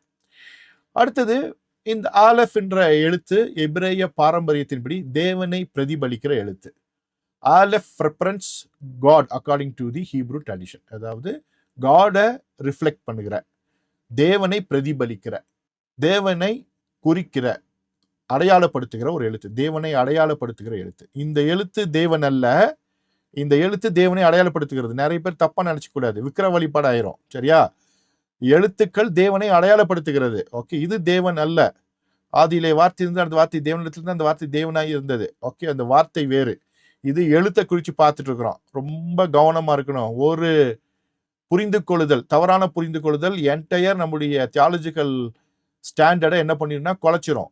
கவனமா இருக்கணும். சரியா? இன்னைக்கு அப்படிதான் நிறைய இடத்துல நடந்திருக்கு. இந்த ஹீப்ரு சுப்ரமசின்னு சொல்லி அந்த ஹீப்ருக்குள்ளேயே உள்ள போயிட்டாங்க. அதோடைய நோக்கம் என்னன்னு தெரியாம போயிட்டாங்க. கலாச்சாரத்துக்குள்ள போயிட்டாங்க. வேறு விதமா கொண்டு போயிடுச்சு. கர்த்தரை விட்ட பிரிச்சிருச்சு. சோ இதை கற்றுக்கொள்வதற்கான நோக்கம் வேதாகமத்தின் ஆழங்களை தெரிந்து கொள்வதற்கு, வசனத்தின் ஆழங்களை தெரிந்து கொள்வதற்கு. எனவே இந்த எழுத்து தேவனை அடையாளப்படுத்துகிறது அப்படின்னு புரிஞ்சு கொள்ளணும். தேவனை பிரதிபலிக்கிற ஒரு எழுத்து. பரிசுத்த வேதாகமத்தில் பயன்படுத்தப்பட்டுள்ள முதல் தேவனுடைய நாமம் என்னன்னா ஆதியாகமம் 1ஆம் அதிகாரம் 1ஆம் வசனத்தில் இருக்கிற ஏலோஹிம். தேவன் தமிழ் பைபிள்ல போட்டிருப்பாங்க. இங்கிலீஷ்ல கேபிட்டல் G போட்டு காட்னு போட்டிருப்பாங்க. ஏலோஹிம் அப்படின்ற வார்த்தை, அதை ஹீப்ருல இங்க போட்டிருக்கேன். எலோஹிம் அப்படின்னு போட்டிருக்கேன். எலோஹிம். அந்த எலோஹீம் அப்படின்ற வார்த்தையில எழுத்து ஆலெஃப். அப்போ தேவன் என்ற வார்த்தை வேதாகமத்தில் முதலியாக பயன்படுத்தப்பட்டிருக்கும் பொழுது அந்த வார்த்தையினுடைய முதல் எழுத்தே ஆலெஃப் தான். நல்ல கவனமா கேட்கணும். அப்ப ஆலெஃப்னு வந்தாலே கவனிக்கப்பட வேண்டும் அப்படின்னு நான் சொன்னேன் இல்லையா? அப்படின்னா ஆலெஃப்னா என்னது? தலைமை, அதே போல வல்லமை, பவர் அண்ட் லீடர் அப்படின்னு நான் பார்த்தோம். எலோஹிம் அப்படின்ற வார்த்தை வேதாகமத்துல முதல் முறை தேவனுக்கு பயன்படுத்தப்பட்டிருக்கிறது. அங்க ஆலெஃப் என்ற எழுத்து தான் முதல் எழுத்தா இருக்கு. அப்போ பாரம்பரியத்தின்படி இந்த எழுத்து தேவனை பிரதிபலிக்கிறது என்பதற்கான முதல் அடையாளத்தை உங்களுக்கு நான் காண்பித்துக் கொண்டிருக்கிறேன். அடுத்தது இந்த ஏலோஹிம் என்ற வார்த்தை உங்களுடைய லெஃப்ட் சைட் ஸ்கிரீன்ல ஏலோஹிம் என்ற வார்த்தை முதல் லைன்ல போட்டிருக்கு. ஆதியாகமம் 1ஆம் அதிகாரம் 1ஆம் வசனத்துல. பழைய ஏற்பாட்டுல 2605 முறை இருக்கும். அடுத்தது கீழே 2வது 2 எழுத்து வார்த்தை எல் அப்படின்ற வார்த்தை. ஏலோஹிம்ல இருக்கிற முதல் 2 எழுத்து மாத்திரம் எல் அப்படின்னாலும் தேவன் தான். 242 முறை தமிழ் வேதாகமத்துல இருக்கு. அது தேவன் மொழிபெயர்த்திருப்பாங்க. ஏலோஹிமையும் தேவன் தான் மொழிபெயர்த்திருப்பாங்க, எல்ன்றதையும் தேவன் மொழிபெயர்த்திருப்பாங்க. அதற்கு கீழே ஒரு 4 எழுத்து இருக்கு. எலோஹா அப்படின்னு சொல்லுவாங்க. எலோஹா அப்படின்வாங்க. முதல் 2 எழுத்து அப்படியே இருக்கும். 3வது எழுத்து வாவுன்ற எழுத்து, கடைசி எழுத்து ஹே என்ற எழுத்து இருக்கும். அதாவது ஏலோஹிம்ல இருக்கிற எழுத்துக்கள் 3, எக்ஸ்ட்ரா ஒரு எழுத்து இங்க இருக்கு. எலோஹா அப்படின்னு வாசிப்பாங்க. எலோஹா அப்படின்னு வாசித்தாலும் தமிழ் வேதாகமத்துல தேவன் தான் மொழிபெயர்த்திருப்பாங்க. 53 முறை இருக்கும். அப்போ ஏலோஹிம்னாலும் தேவன் தான், எல்லுனாலும் தேவன் தான், ஏலோஹானாலும் தேவன் தான் தமிழ் வேதாகமத்தை பொறுத்த அளவிற்கு. ஆனா ஏலோஹிம்னா 5 எழுத்து, எல்லுனா 2 எழுத்து, ஏலோஹானா 4 எழுத்து. ஒவ்வொரு பெயருக்குமான மீனிங் வேற என்பதை தமிழ் வேதாகமத்தில் புரிந்து கொள்ள முடியாது. மிக மிக கடினம். தேவன்னா ஒரே அர்த்தத்தை மாத்திரம் தான் தரும். ஆனா ஏலோஹிம்னா வேற, எல்லுன்னா வேற, ஏலோகன்னா வேற. அதை நாம வருங்கால வகுப்புகள்ல இன்னும் நிறைய விஷயங்களை கற்றுத்தரும் பொழுது இந்த நேமுக்கான மீனிங்ஸ் எல்லாம் நான் சொல்லித்தர போறேன். இன்னைக்கு தெரிந்து கொள்ளுங்க. இப்ப தமிழ் மொழி வேதாகமத்தை வாசிக்கும் பொழுது தேவன் அங்க என்ன பதம் போட்டிருக்குன்னு நமக்கு தெரியாது. எபிரேய மொழி கற்றுக்கொள்ளும் பொழுதுதான் அங்க என்ன இருக்குன்றதை நம்ம தெரிஞ்சுக்க முடியும். நம்ம அண்டர்ஸ்டாண்டிங் பெட்டரா இருக்கும். இப்போ நம்முடைய நோக்கம் என்னன்னா, அந்த 2 எழுத்து முதல்ல இருக்கிற 2 எழுத்து மாத்திரம் எல், அதை மாத்திரம் எடுத்துக்கிறோம். எல் அப்படின்னும் பொழுது என்ன அப்படின்னா, அந்த எழுத்து ஏற்கனவே பார்த்தோம் இல்லையா? அந்த எழுத்து என்னன்னா வல்லமை, ஸ்ட்ராங் லீடர், வல்லமை, பவர் அப்படின்னு நம்ம பார்த்தோம் இல்லையா? பவர் லீடர்னு பார்த்தோம்ல. அப்ப அந்த எழுத்துக்கு என்னன்னு எடுத்துக்கலாம்னா வல்லமையான தலைவர். எல்லுன்னா தேவனை குறிப்பதற்காக பயன்படுத்தப்பட்டிருக்கு இல்லையா? ஒரு ஆண் பால் பெயராக இருக்கிறது. அப்போ இந்த ஆலெஃப் இங்க எப்படி எடுத்துக்கலாம்னா வல்லமையான தலைவர்னு எடுத்துக்கலாம். ஒருவேளை வேறு ஏதாவது ஒன்றுக்கு இந்த ஆலெஃப் பயன்படுத்தப்பட்டிருந்தா, வேறொரு தேவன் அல்லாம வேற ஏதாவது ஒரு இடத்திற்கோ அல்லது வேறு ஒரு காரியத்திற்கோ ஆலெஃப் முன்னால வந்திருந்தா வல்லமை, பவர் ஏதோ ஒண்ணு எடுத்திருக்கலாம். இங்க தேவனுக்கு பயன்படுகிறபடினால 2ஐயும் எடுத்துக்கிறோம். வல்லமையான தலைவர், வல்லமை தலைவர், ஸ்ட்ராங் லீடர் அப்படின்னு எடுத்துக்கொள்கிறோம். அப்போ இந்த லேமடு அடுத்த எழுத்து இருக்கு பாருங்க, இல்லுன்ற எழுத்து லேமடு போன முறை பார்த்தல. அப்படின்னா என்னன்னா மேய்ப்பனின் கோல், shepherd staff. Okay, shepherd staff இல்லைன்னா ஷெஃபர்ட் ஸ்டாவ், ஸ்டேவ்னு சொல்லலாம். ஷெஃபர்ட் ஸ்டேவ் இல்லைன்னா ஷெஃபர்ட் ஸ்டாஃப் அப்படின்னு சொல்லலாம். ஸ்டாஃப், மேய்ப்பனின் கோல். அலஃப்னா வல்லமையான தலைவர், லேமடுனா மேய்ப்பனின் கோல். அப்போ எல் அப்படின்னா என்ன அர்த்தம்னா மேய்ப்பனின் கோலையுடைய வல்லமையான தலைவர். தேவன்னா என்ன அர்த்தங்க? எல்லுன்னு வாசித்தோம்னா மேய்ப்பனின் கோலையுடைய வல்லமையான தலைவர். புரியுதா உங்களுக்கு ஏன் ஹீப்ரு படிக்கணும் அப்படின்றதுக்கான ஒரு முக்கியமான விஷயம். அப்போ சங்கீதம் 23:1 தாவீது சொல்றாரு, கர்த்தர் மேய்ப்பராய் இருக்கிறார், நான் தாழ்ச்சி அடையேன். The Lord is my shepherd, I shall not want என்றார். எவ்வளவு அற்புதமா இருக்கு பாருங்க. இப்ப கர்த்தர் நமக்கு மேய்ப்பரா இருந்தா எந்த குறையும் நமக்கு இருக்காது என்பதை தெரிந்து கொள்றோம். ஏன்னா அவர் வல்லமையான தலைவர், அவர் கரங்களிலே மேய்ப்பனின் கோல் இருக்கிறது. இப்ப எல்லுன்னா என்ன அர்த்தம்? வல்லமையான தேவன், கரங்களிலே மேய்ப்பனின் கோல். அப்போ அதை ஒரு ஃப்ரேஸா சொல்லணும்னா மேய்ப்பனின் கோலையுடைய வல்லமையான தலைவர்னு அர்த்தம். எத்தனை பேருக்கு புரியுது எல்லுன்னா என்னன்னு? ஓகே, சோ நிறைய விஷயங்களை நீங்க யூடியூப்ல பார்த்திருப்பீங்க. ஏலோகிம்னா என்னென்னமோ சொல்லியிருப்பாங்க. நிறைய அதாவது பிலாசபிக்கல் தாட்னு சொல்லுவோம். அவங்கவுங்க தங்களோட பிலாசபிக்கல் ஐடியாஸை வச்சு அதுக்கு விளக்கம் கொடுத்திருப்பாங்க, வியாக்கியானத்தை கொடுத்திருப்பாங்க. ஆனா இன்னைக்கு எக்ஸ்ட்ரீம்லி லாஜிக்கல் லாங்குவேஜ், தர்க்க ரீதியான ஒரு மொழியிலிருந்து அந்த தர்க்க ரீதியில் எவ்விதமாக அது சொல்லுகிறது என்பதை நாம் பார்த்து கொண்டிருக்கிறோம். இந்த மொழி எவ்விதமாக தேவனை சொல்லுகிறது என்பதை பார்த்து கொண்டிருக்கிறோம். அப்போ வல்லமையான தலைவர் கரங்களிலே மேய்ப்பனின் கோல், அவர் தான் நம்முடைய தேவன். வேற எந்த தேவனுக்கு இப்படிப்பட்ட அடையாளங்கள் இல்ல. மற்றதெல்லாம் இப்படிப்பட்ட தெய்வங்கள் அல்ல. மற்ற மொழியில தெய்வம் என்று சொன்னால் அதற்கு அவங்க தான் அடையாளம் சொல்லணும். அது கொல்லுகிற தெய்வமா, வாழ வைக்கிற தெய்வமா, அல்லது அது வேறு தெய்வமா அப்படின்றதெல்லாம் அவங்க தான் எக்ஸ்பிளைன் பண்ணணும். எத்தனை பேருக்கு புரிஞ்சுச்சு? மற்றவங்க தெய்வம் எப்படிப்பட்டதுன்னு நமக்கு தெரியாது. ஆனா வேதாகமத்தின் தேவன் மேய்ப்பனின் கோலையுடைய வல்லமையான தலைவர், மறந்துவிடக்கூடாது. சோ எள்ளு அப்படின்னு சொன்னா வல்லமையான தலைவர், மேய்ப்பனின் கோல் என்கிறதான இரண்டு முக்கியமான ஒரு அடையாளத்தை உடைய, ஒரு அர்த்தத்தை உடைய ஒரு வார்த்தை. அப்போ மேய்ப்பனின் கோல் அப்படின்னு பார்த்தோமே, அது என்ன பண்ணும்? இந்த லாமட் எழுத்த வருங்காலங்கள்ல இந்த ஆலஃப போல தனியா பார்க்க போறோம். ஆனா இன்னைக்கு கொஞ்சம் பார்த்துக்கலாம். லாமட் அப்படின்னா என்ன அர்த்தம்னா, மேய்ப்பனின் கோல். இந்த கோல் என்ன பண்ணும்னா 4 விஷயத்த பண்ணும். போஷித்தல், டு ஃபீட் அப்படின்னு சொல்லுவாங்க. மேய்ப்பன் தனது கரங்களில் அந்த கோலை வச்சிருப்பான். அது உயரமான கோல், மேல ஒரு வளைஞ்சு இருக்கும். காட்டுல மேட்ல ஆடுகளை மேய்த்து கொண்டிருக்கும் பொழுது மரத்துல இருக்கிற அந்த தலைகள் எல்லாம் ரொம்ப உயரத்துல இருக்கும். உடனே இவன் என்ன பண்ணுவான், அந்த கொக்கி மாதிரி போட்டு அப்படி இழுத்து ஆட்டுக்கு கொடுப்பான். அப்ப அந்த ஆடெல்லாம் என்ன பண்ணும், சாப்பிடும். அதே போல அந்த கொக்கியை வச்சு மரக்கிளைகள் எல்லாம் என்ன பண்ணுவான், உடைத்து அந்த இலைகள் எல்லாம் கீழே அதுக்கு போட்டு நல்ல போஷாக்கு கொடுப்பான். வெறும் புல்லை மட்டும் சாப்பிட்டா அது ஸ்ட்ராங்கா இருக்காது, இலைத்தலைகள் வேண்டும். எனவே இலைத்தலைகளை எடுப்பதற்கு, ஆடுகளுக்கு கொடுப்பதற்கு இந்த மேய்ப்பனின் கோல் தேவை. அப்போ ஆடுகளை போஷிப்பதற்கு இந்த கோல் அவசியம். அடுத்தது வழி நடத்துதல், டு கைடு. ஆடுகள் வழி தப்பி போகும் பொழுது பின்னால் அந்த காலுக்குள்ள மாட்டி இழுத்து உள்ள விடுறது. அப்படியே கற்பனை பண்ணி பாருங்க. அப்படியே ஆடு வழி தப்பி போகுது, ஒரு கையில இருக்க அந்த கோலை வச்சு அப்படியே காலுக்குள்ள மாட்டி ஒரு இழுத்து மந்தைக்குள்ள தூக்கி போடுறது. அப்போ வழி நடத்துவதற்கு. அதே போல அடுத்தது காத்தல், டு ப்ரொடெக்ட். ஏதாவது எதிராளி வந்தால், ஏதாவது ஒரு ஓனாய் வந்தாலோ இந்த கோலை வச்சு ஒரே அடிதான், அதை ஒரே அடி. ஏன்னா அது பாம்புல பண்ணியிருப்பாங்க, சில வேலைகள ரொம்ப ஸ்ட்ராங்கான கட்டையில பண்ணியிருப்பாங்க. ஒரே அடிதான் எதிராளிய வீழ்த்தி மந்தையை காத்தல். 4வது, ஆடோட ஆடு சண்டை போட்டுட்டு இருந்தா, கீழ்ப்படியாம இருந்தா, அதே கோலை வச்சு செல்லமா 4 தட்டு. எப்படி நம்ம பிள்ளைங்களை அடிக்கும் போது எலும்பெல்லாம் உடையிற மாதிரி அடிப்போமா, கை காலம் கிளியிற மாதிரி அடிப்போமா? அடிப்போம். ஆனா செல்லமான அடி, காயமே ஆகக்கூடாது. அப்படி காயம் ஆயிடுச்சுன்னா நம்ம தான் தூக்கிட்டு ஓடி போய் அழுவோம், ஐயோ இப்படி ஆகி போச்சே அப்படின்னு. அப்புறம் இனிமேல் அடிக்கவே மாட்டோம்னு ப்ராமிஸ் எல்லாம் பண்ணுவோம். திரும்ப குச்சி எடுத்து அடிப்போம்.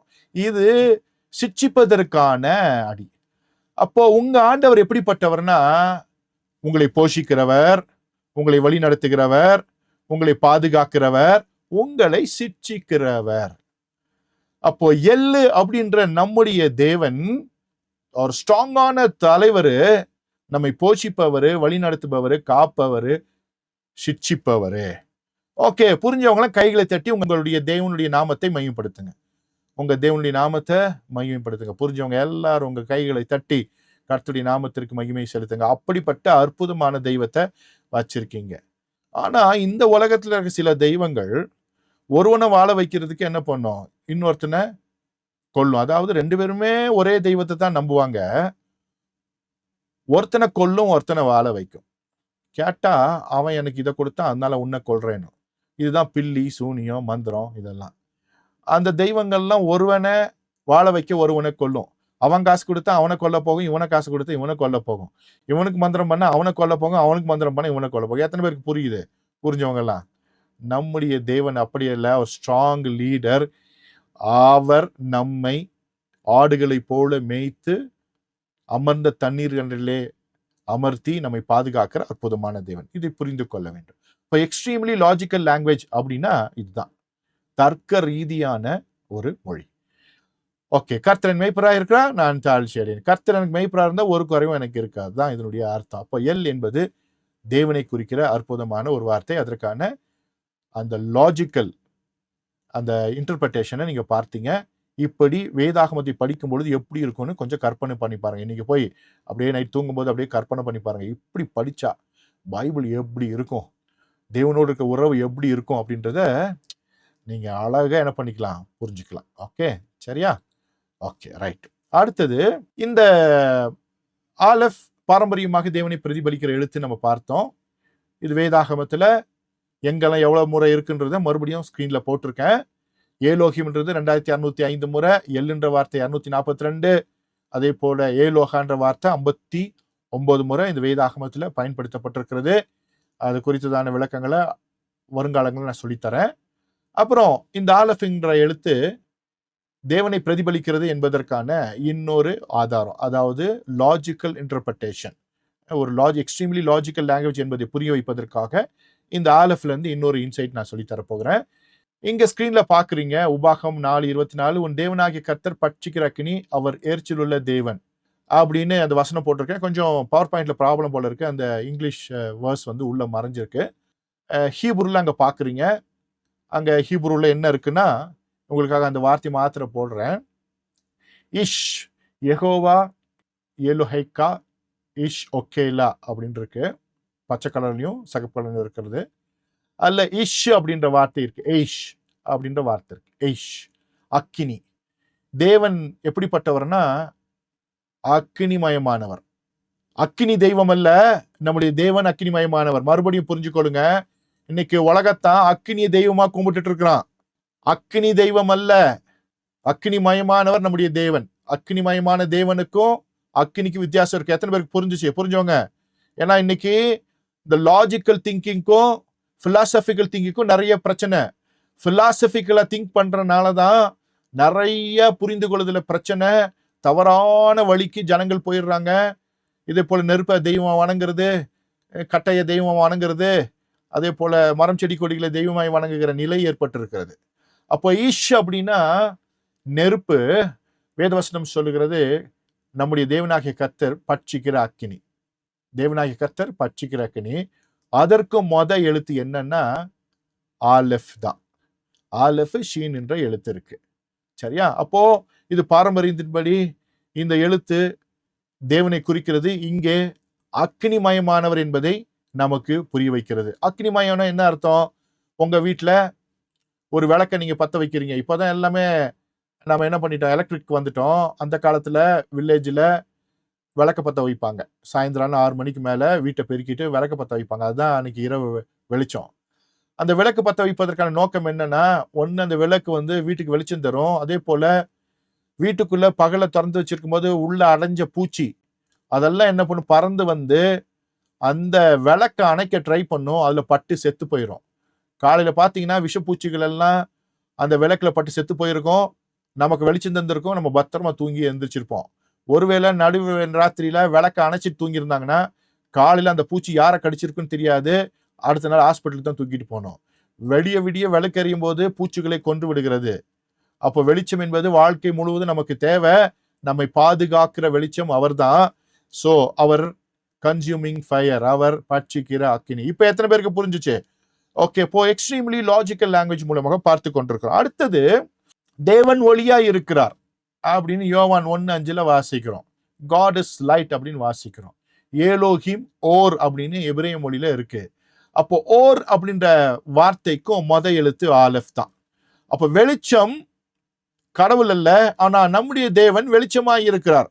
இன்றைக்கு வெளிச்சத்தை கடவுளாக மனிதன் கும்பிட்டு கொண்டிருக்கிறான். ஆனால் வெளிச்சம் யாருன்னா நம்முடைய தேவன் தான் வெளிச்சம். வெளிச்சம் கடவுள் அல்ல, நம்முடைய தேவன் தான் தெய்வம். அவர் வெளிச்சமாய் இருக்கிறார். இந்த வித்தியாசம் தெரிஞ்சுக்கணும். பிலாசபிக்கல் தாட்டுக்கும் லாஜிக்கல் தாட்டுக்குமான வித்தியாசம், அதாவது தர்க்க ரீதியான அந்த புரிந்து கொள்ளுதலுக்கும் பிலாசபிக்கலா இருக்கிறதான புரிந்து கொள்ளுதலுக்குமான வித்தியாசத்தை புரிந்து கொள்ள வேண்டும். ஓகே, நான் சொல்றது புரியுதா? எத்தனை பேருக்கு புரியுது? அடுத்தது பாத்தீங்கன்னா, தேவன் அன்பாகவே இருக்கிறார். God is love. இங்க லவ்ன்ற வார்த்தையை பார்க்கிறோம். அதற்கு எபிரேய மொழியில அஹவா அப்படின்ற வார்த்தை பயன்படுத்தப்பட்டிருக்கு. அஹவா, அதுலயும் எழுத்து ஆலெஃப் தான். அஹவா, அஹவா வல்லமுள்ள தேவன். ஓகே, அஹவா. அப்போ அன்புலையும் யார் தான்? தேவன் தான் அன்பு. அப்போ இன்னைக்கு அன்பு எப்படி போச்சுன்னா சுயநலமான அன்பாய் போயிருச்சு. இன்னைக்கு போய் நம்ம ரெஸ்டாரண்ட்ல போய் ஐ லவ் ஃபிஷ் அப்படின்னு சொன்னாலோ, ஐ லவ் சிக்கன் சொன்னாலோ, அது உங்களுடைய டேபிள்ல செத்து அதோடைய சதை உங்களுக்கு முன்னால என்ன இருக்கும், 65ஆவோ ஃப்ரையாவோ வந்துடும். அப்போ உங்க லவ் என்ன பண்ணுது, ஐ லவ் யூன்னு சொல்லிட்டீங்கன்னா உடனே அது செத்து போயிருது. ஆனா பைபிள்ல இருக்கிற லவ் உங்களை வாழ வைக்குது. எத்தனை பேருக்கு புரியுது? புரியுதா? லவ், தேவனுடைய லவ் வாழ வைக்குது. உங்க லவ் நிறைய பேரை கொண்டது. ஐ லவ் ஃபிஷ்னாலே அங்க செத்து போச்சு. ஐ லவ் சாக்லேட்னா வயிற்றுக்குள்ள போயிடுச்சு. ஐ லவ் எக்குன்னா எக்கு வயிற்றுக்குள்ள போயிடுச்சு, செத்துருச்சு. அப்போ உண்மையான அன்பு இருக்கும், நாம சொல்ற அன்புக்கும் வித்தியாசம் இருக்கிறது. பிலாசபிக்கல் தாட்டுக்கும் காங்கிரீட் தாட்டுக்கும் வித்தியாசம் இருக்கிறது. ஆஹாவா, இங்கேயும் முத எழுத்து ஆலஃபே. சரி, அடுத்து கடைசியாக இங்க தேவனுடைய நாமத்தை பிரதிபலிக்கிற இந்த எழுத்தை நான் போட்டிருக்கேன். ஒரு வசனம் யாத்திரையாக 3:14 இருக்கிறவராகவே இருக்கிறேன். ஐ எம் தட் ஐ எம் என்கிறதான அந்த வார்த்தை. அந்த வார்த்தை பார்த்தீங்கன்னா 3 வார்த்தைகள் இருக்கு. அந்த சென்டென்ஸ்ல 3 வார்த்தை இருக்கு. யெஹய, அஷர் யெஹய அப்படின்னு இருக்கு. அதுல 3 முறை ஆலஃப் என்ற எழுத்து தான் இருக்கு. இருக்கிறவராகவே இருக்கிறேன், தேவனுடைய பிரதான நாமங்களில் ஒன்று. யெஹய, அஷர் யெஹய. இப்போ தேவனுடைய நாமத்துல எப்பொழுதுமே இந்த ஆலஃப் என்ற எழுத்து இருக்கும். மறுபடியும் நினைவுபடுத்துகிறேன், சரியா? யெஹய, அஷர் யெஹய 3 முறை இருக்கு. அப்படின்னா நம்முடைய தேவன் திரியேகமானவர் என்பதை இந்த தேவனுடைய உன்னத நாமம் நமக்கு சொல்லுகிறது. இந்த யெஹய, அஷர் யெஹய 3 ஆலஃப் இருக்கும். ஏன் அப்படின்னா நம்முடைய தேவன் திரியேக தேவன். வேதாகமத்திலேயே ஒரு மிகப்பெரிய நாமம், என்டையர் பைபிள்ல தேவனுடைய மிகப்பெரிய நாமம் என்னன்னா இந்த யெஹய, அஷர் யெஹய. I am that I am, இருக்கிறவராக இருக்கிறேன் என்கிறதான நாமம் தான். இது பவர்ஃபுல்லான நாமம். தேவன் தன்னை வெளிப்படுத்தும் பொழுது சொல்றாரு, நான் இருக்கிறவராகவே இருக்கிறேன்.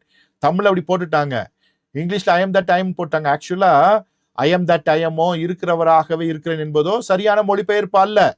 சரியான மொழிபெயர்ப்பு என்னன்னா யெஹய, அஷர் யெஹய அப்படின்ற வார்த்தைக்கு causes of all causes, roots of all roots அப்படின்னு இங்கிலீஷ்ல சொல்லுவாங்க. Causes of all causes, roots of all roots அப்படின்னா எல்லாவற்றிற்கும் காரண கர்த்தர். நீங்க பார்க்கிற எதுவா இருந்தாலும் பார்க்காத எதுவா இருந்தாலும் அதற்கு காரணர் யாருன்னா உங்க ஆண்டவர் தான்.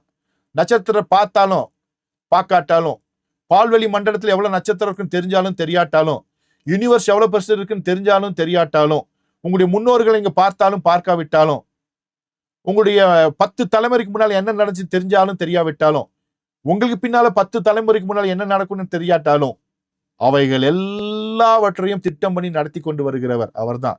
Causes of all causes, roots of all roots. எல்லாவற்றுக்கும் காரண கர்த்தர் நம்முடைய தெய்வமாகிய எள்ளு தான்.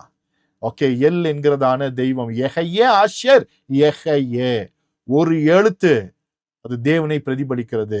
ஆலஃப் என்ற எழுத்து ஒரு அற்புதமான எழுத்து. யெஹய, அஷர் யெஹய. ஓகே, அற்புதமான ஒரு விஷயம். அடுத்தது பாத்தீங்கன்னா இன்னொரு வசனத்துக்கு வரும். வேதாகமத்துல யூதர்களை பொறுத்தளவிற்கு முக்கியமான ஒரு வசனம் என்னன்னா உபாகம் 6 நாள் தான். இஸ்ரவேலை கேள், நம்முடைய தேவனாய் கர்த்தர் ஒருவரே கர்த்தர். நமக்கும் இந்த வசனம் தான். Hear O Israel, the Lord our God is one Lord. உன் தேவனாய் கர்த்தர் ஒருவரே கர்த்தர் அப்படின்னு தமிழ்ல மொழிபெயர்த்திருக்காங்க. English the Lord is our God is one Lord ன்னு போட்டிருக்காங்க. என்னது Lord is our God is one Lord அப்படின்னு தெரிஞ்சுக்கணும்னா எபிரேய மொழியில ஷ்மா இஸ்ராயேல் யெகோவா ஏலோஹினோ யெகோவா எஹாட் வகுப்புல நான் சொல்லி கொடுத்தேன். இந்த வசனத்துல கரெக்டா 3 ஆலஃப் தான் இருக்கும். 3 ஆலஃப் இருக்கும். கவனிச்சீங்கன்னா 3 ஆலஃப் இருக்கும். இதுவும் நம்முடைய தேவன் திரியேகமானவர் என்பதை புரிந்து கொள்வதற்கு உதவுகிறது. இப்போ இது ஏன் சொல்லிட்டு இருக்கேன்னா, நிறைய பேர் திருத்துவம் இல்ல, அதெல்லாம் வெள்ளக்காரன் கண்டுபிடிச்சது, அல்லது இவன் கண்டுபிடிச்சான் அவன் கண்டுபிடிச்சான் அப்படின்னு சொல்லிட்டு ஒண்ணுமே புரியாம வியாக்கியானம் பேசிட்டு இருப்பான். வியாக்கியானம் பேசிட்டு இருப்பான். அந்த வியாக்கியானம் பேசுறவனுக்கெல்லாம் பைபிளுக்குள்ள என்ன இருக்குன்னு தெரியாது. தர்க்க ரீதியாக லாஜிக்கலா என்ன இருக்குன்னு தெரியாது. நீங்க லாஜிக்கலா பைபிளை இனிமேல் படிக்க போறீங்க, அந்த வியாக்கியானிகள் எல்லாம் நம்ம என்ன பண்ணணும், விட்டுறணும். அந்த வியாக்கியானத்தை எல்லாம் விட்டுறணும். பைபிள் நமக்காக பேச வேண்டும். அது தன்னுடைய கருத்துக்களை நம்ம கிட்ட சொல்லணும், நாம் அதை ஏற்றுக்கொள்ள வேண்டும். அப்போ தேவன் திரியேகமானவர் என்பதற்கு இந்த வசனமும் சாட்சி. அதோடு மாத்திரமல்ல, இந்த வசனத்தை என்ன பண்றேன், ஒவ்வொரு வார்த்தையும் எபிரேய மொழியில மேல இருந்து கீழே மட்டும் போட போறேன். மேல ஷ்மா, அடுத்தது இஸ்ராயேல், 3வது யெகோவா, 4வது ஏலோஹினோ, 5வது யெகோவா, கடைசி எஹாட். இதுல வார்த்தையினுடைய கடைசி எழுத்தும் கடைசி வார்த்தையினுடைய கடைசி எழுத்து மாத்திரம் நம்ம எடுத்துருக்கோம். இங்க எழுத்து ஷ்மா, அதுல கடைசி எழுத்து ஆயின்ற எழுத்து. கடைசியில இருக்கிற வார்த்தை எஹாடு, அதோட கடைசி எழுத்து டாலத்து. அப்போ அது 2 எழுத்தையும் மாத்திரம் எடுத்து போட்டுனே யார்டு அப்படின்னு வாசிப்பாங்க. யார்டு அப்படின்னு வாசித்தா விட்னஸ்ன்னு அர்த்தம், சாட்சி. உபாகம் 6 நம்முடைய தேவன் யார் என்பதற்கான சாட்சி. இஸ்ரவேலே கேள், நம்முடைய தேவனாகிய கர்த்தர் ஒருவரே கர்த்தர். இந்த வசனம் என்னன்னா சாட்சி. எத்தனை பேருக்கு புரிஞ்சுச்சு? சாட்சின்னு என்னது? விட்னஸ். பைபிள் நமக்கு விட்னஸ் பண்ணுது, இந்த வசனம் விட்னஸ் பண்ணுது. நம்ம ஆண்டவர் யாரு? சாட்சி. என்னன்னா நம்முடைய தேவன் திரியேகமானவர், அவர் ஒருவர் தான் தெய்வம். நாம் திரியேக தேவனை வணங்குகிறோம். 3 கடவுள்கள் நமக்கு இல்லை, ஒரே தேவன், அவர் திரியேகமானவராயிருக்கிறார். திரியேக தேவன் ஒரே தேவனாயிருக்கிறார். ஒரு மனிதனை பார்த்து தெரிந்து கொள்ளலாம், ஒரு மனிதனுக்குள்ள ஆவி, ஆத்மா, சரீரம் இருக்கிறது, ஆனால் அவன் ஒருவனாய்த்தான் இருக்கிறான். ஆத்மா இல்லை என்று சொல்ல முடியாது, அதே போல ஆவி இல்லை என்று சொல்ல முடியாது, சரீரம் இல்லை என்று சொல்ல முடியாது, எல்லாம் ஒண்ணுன்னு சொல்ல முடியாது, 3 இருக்குது. அதே போலதான் தேவனும் பிதா, குமாரன், பரிசுத்த ஆவியானவராக இருக்கிறார். அதற்கு சாட்சி இந்த வசனம் தான். இப்போ ஹீப்ருல வாசிக்கும் பொழுது அற்புதமாக இந்த விஷயங்களை நாம் தெரிந்து கொள்கிறோம். அதே போல அடுத்தது இந்த ஆலஃப் என்ற எழுத்தை இங்க போட்டிருக்கேன். எபிரேய மொழியில இன்னொரு முக்கியமான விஷயம் என்னன்னா, எபிரேய மொழி எழுத்துக்கள், அதாவது இந்த பிக்டோகிராஃப் ஹீப்ருல இருந்து அப்படியே கட் ஆஃப் இவ்ரித்துக்கு போய் அதுக்கப்புறம் ஸ்கொயர் ஹீப்ரு வந்துருச்சுல்ல, அந்த அஷூரித் எழுத்துக்கள் வந்துருச்சுல்ல. இந்த அஷூரித் எழுத்துக்கள் வந்த பொழுது இந்த எழுத்துக்கள் எல்லாமே காம்பினேஷன் ஆஃப் லெட்டர்ஸ்ன்னு சொல்லுவாங்க, பல எழுத்துக்களின் கூட்டமைப்பு. அதாவது எபிரேய மொழி எழுத்துக்களே பல எழுத்துக்கள் சேர்ந்துதான் ஒரு எழுத்துக்களாக இருக்கும். எபிரேய எழுத்துக்களின் பெரும்பான்மையானவைகள் எழுத்துக்களின் சேர்க்கையாக இருக்கும். Most of the Hebrew letters are combination of letters.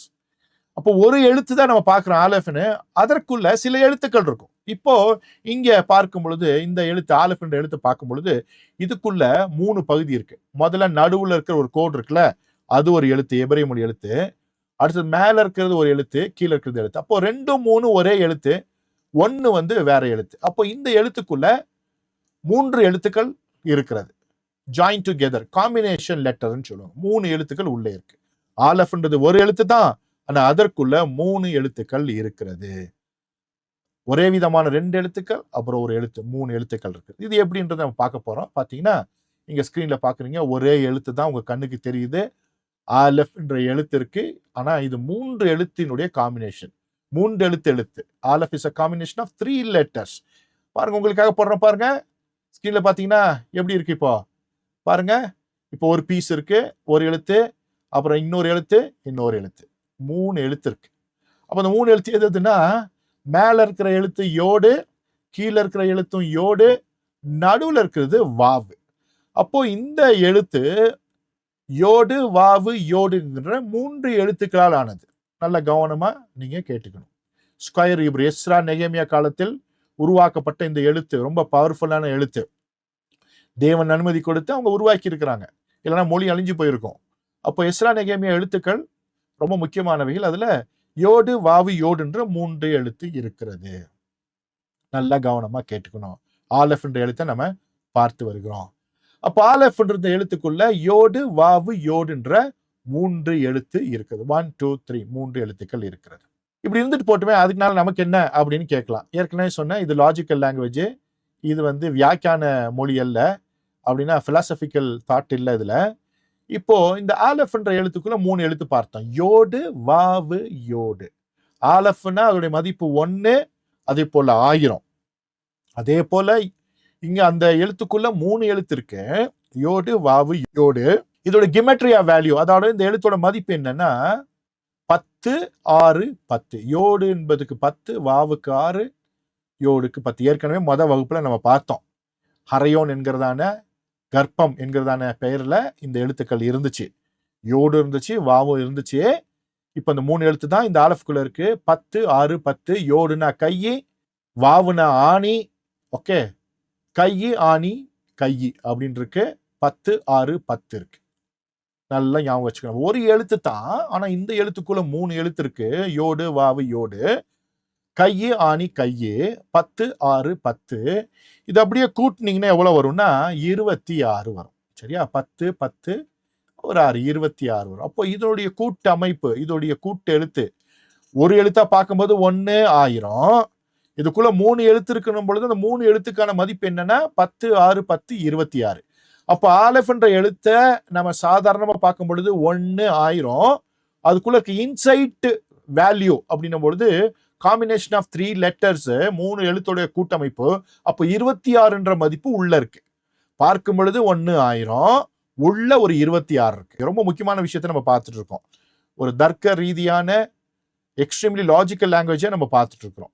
இங்க யெகோவா அப்படின்ற வார்த்தையை உங்களுக்காக போட்டிருக்கேன். யெகோவா அதோடைய கிமெட்ரியாவை பார்த்தா, ஏன் ஆலஃப்ன்ற எழுத்துடைய கிமெட்ரியாவை நம்ம பார்க்கணும், ஏன் அதுக்கு 26 வருதுன்ற தெரிஞ்சுக்க போறோம். யெகோவா யோடு ஹே வாவேன்ற 4 எழுத்து, வலதுபுறத்திலிருந்து இடதுபுறமா. யோடுக்கு என்ன மதிப்பு தெரியும் உங்களுக்கு? என்ன மதிப்பு உங்களுக்கு தெரியும்? 10. போன முறை அதே போல ஹே என்ற எழுத்த முதல் வகுப்புல பார்த்தோம், அதோடைய மதிப்பு 5. வாவோட மதிப்பு தெரியும் உங்களுக்கு 6. மறுபடி ஹே 5. அதாவது கை, அப்புறம் ஏ என்ற எழுத்துக்கு இதோ அப்படின்னு அர்த்தம், அப்படின்னா ரிவீல் பண்றது. 3வது ஆணி, அந்த கடைசியும் என்னன்னா இதோ ரிவீல் பண்றது தான். சரியா? அப்போ கை இதோ, ஆணி இதோ அப்படின்னு இருக்கு. யெகோவா அப்படின்ற இந்த 4 எழுத்துக்கு என்ன இருக்குன்னா கை இதோ, ஆணி இதோ அப்படின்னு இருக்கு. அதே போல ஆலஃப் என்ற எழுத்துக்குள்ள கையி ஆணி கையின்னு இருக்கு. நல்லா கவனமா கேட்கணும்.